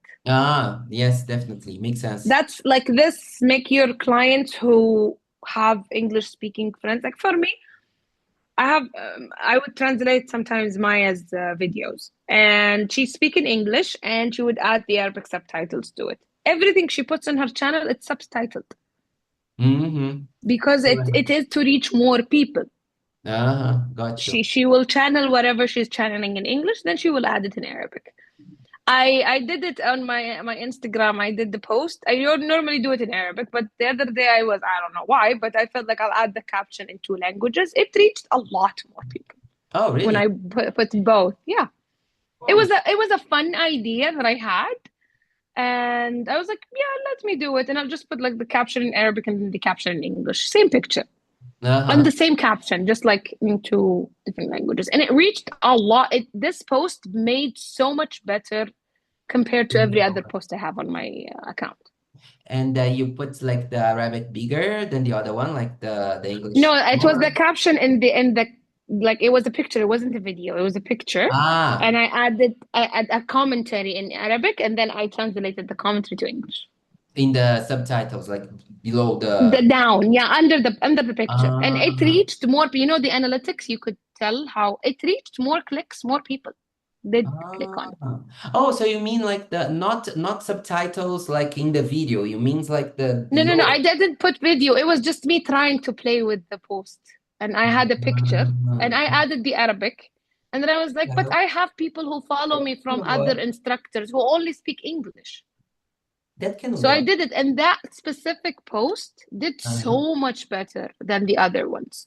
Even if you had the picture in Portuguese, you could add a caption in English that translates. With the translation. I got you.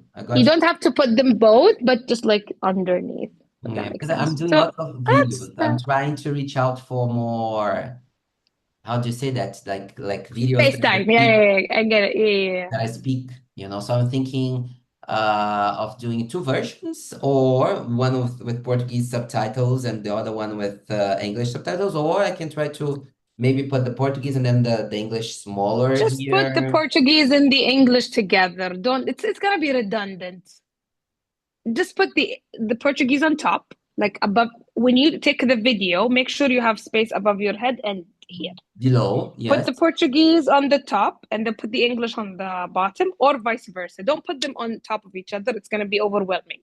But Because the separate them guy just and don't your know what face, to read. Mm-hmm. and separate them so your face would be the divider between the two. This is a cinematic, cinematic. Interesting. Yeah, I studied Resource. cinematography. That's why.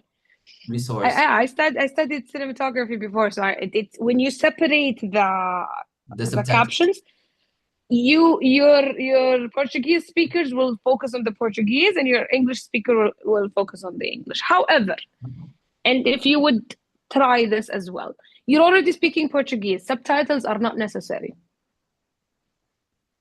So you could just speak in Portuguese and add the subtitle in English, and this way you eliminate the subtitles in Portuguese as well. This is just an idea. Think about it. You're already speaking. If someone can read Portuguese, they can understand Portuguese. No need to have it written. You mean that I should speak in English? No, speak in Portuguese Uh. and add the subtitles in English. You don't need subtitles in Portuguese if you're already speaking Portuguese. But for Instagram, it's just because at least that's what I read. That's what the guru said, that you should add subtitles, because sometimes people watch, they are on Instagram without the sound. Without audio. Oh, yeah. That makes sense. But I can then, try if you all want of to do them. I can try and see what happens. Try one version and other version and see in your analytics what does better in reaching more people. And if you were to do it in both subtitles, just separate them. Put the English top, Portuguese down, or vice versa. But every time you take a video, just make sure you have enough blank space, top of the video, bottom of the video, and your face will be the divider. Yes, makes sense. Yeah. Perfect, dear. I think that we are That's awesome. settled up. So it's going to be from now forward, translation of the manual for one session, and if you do the marketing and bring people to workshops, how do we manage it? Marketing, I think that maybe you can take the 30% percentage, even if it's a workshop.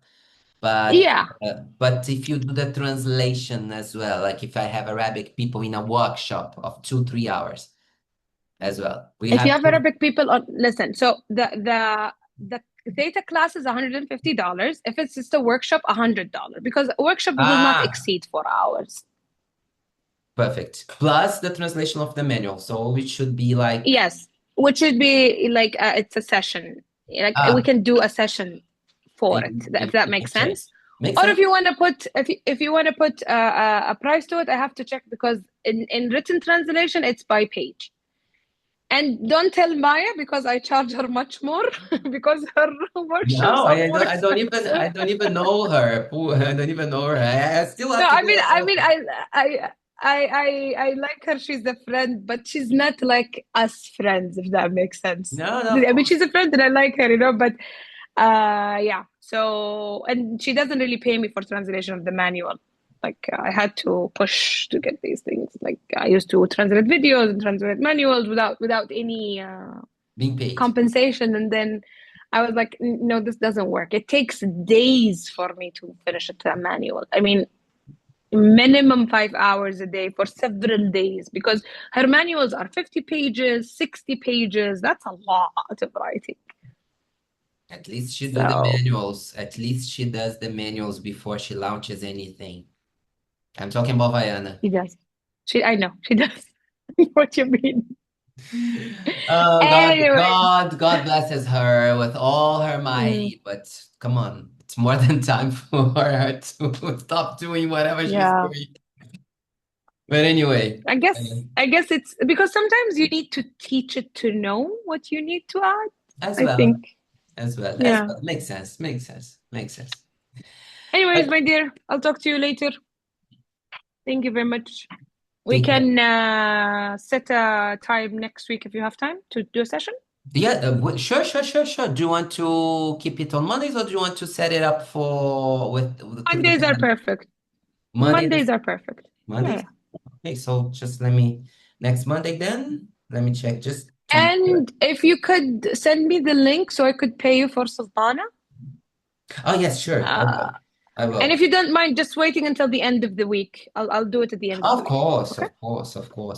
Thank you very much. Because Sultana was like, did you pay him? Did you pay him? Can I come? And I was like, don't worry about it. Khalas, it's between me and Tiago. Don't worry about it. I didn't even ask her No, because I knew. she's very, she doesn't want to do anything if it's not paid. And like today she was like, can I come? Did you pay him?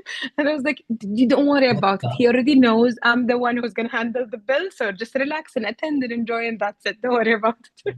Just come. So your next session on Monday, 4:30. 4:30 p.m. my time, right? Yeah, that's it? Awesome. Or you want it later? Awesome. No, it's good. I'm good. Okay, so next Monday, 4:30. And that one Yes. we can swap for another workshop or whatever you feel like. Okay? Okay. That one. After that one, we'll see what we will do, or I could just like start paying you for the packages, and then like we would do a session every week, just like as the Because usual. I definitely will do another workshop, so up to you. Think about it and let me know. Okay? Awesome. Awesome. Let me just set it up so I don't forget. 4:30 p.m. And your PayPal email, I still have it because there is a long time that I don't send anything The to you. what? Probably your PayPal email, but I think I have It's it. the same you add for the translation, the Gmail one. Good. Yeah. So I have it. Okay. Bye. Bye. Take care. See Always you. nice talking to you. Bye-bye. Good to chat always. Send my love to Sultana. Sure. Thank you. Bye-bye. Bye-bye. See you.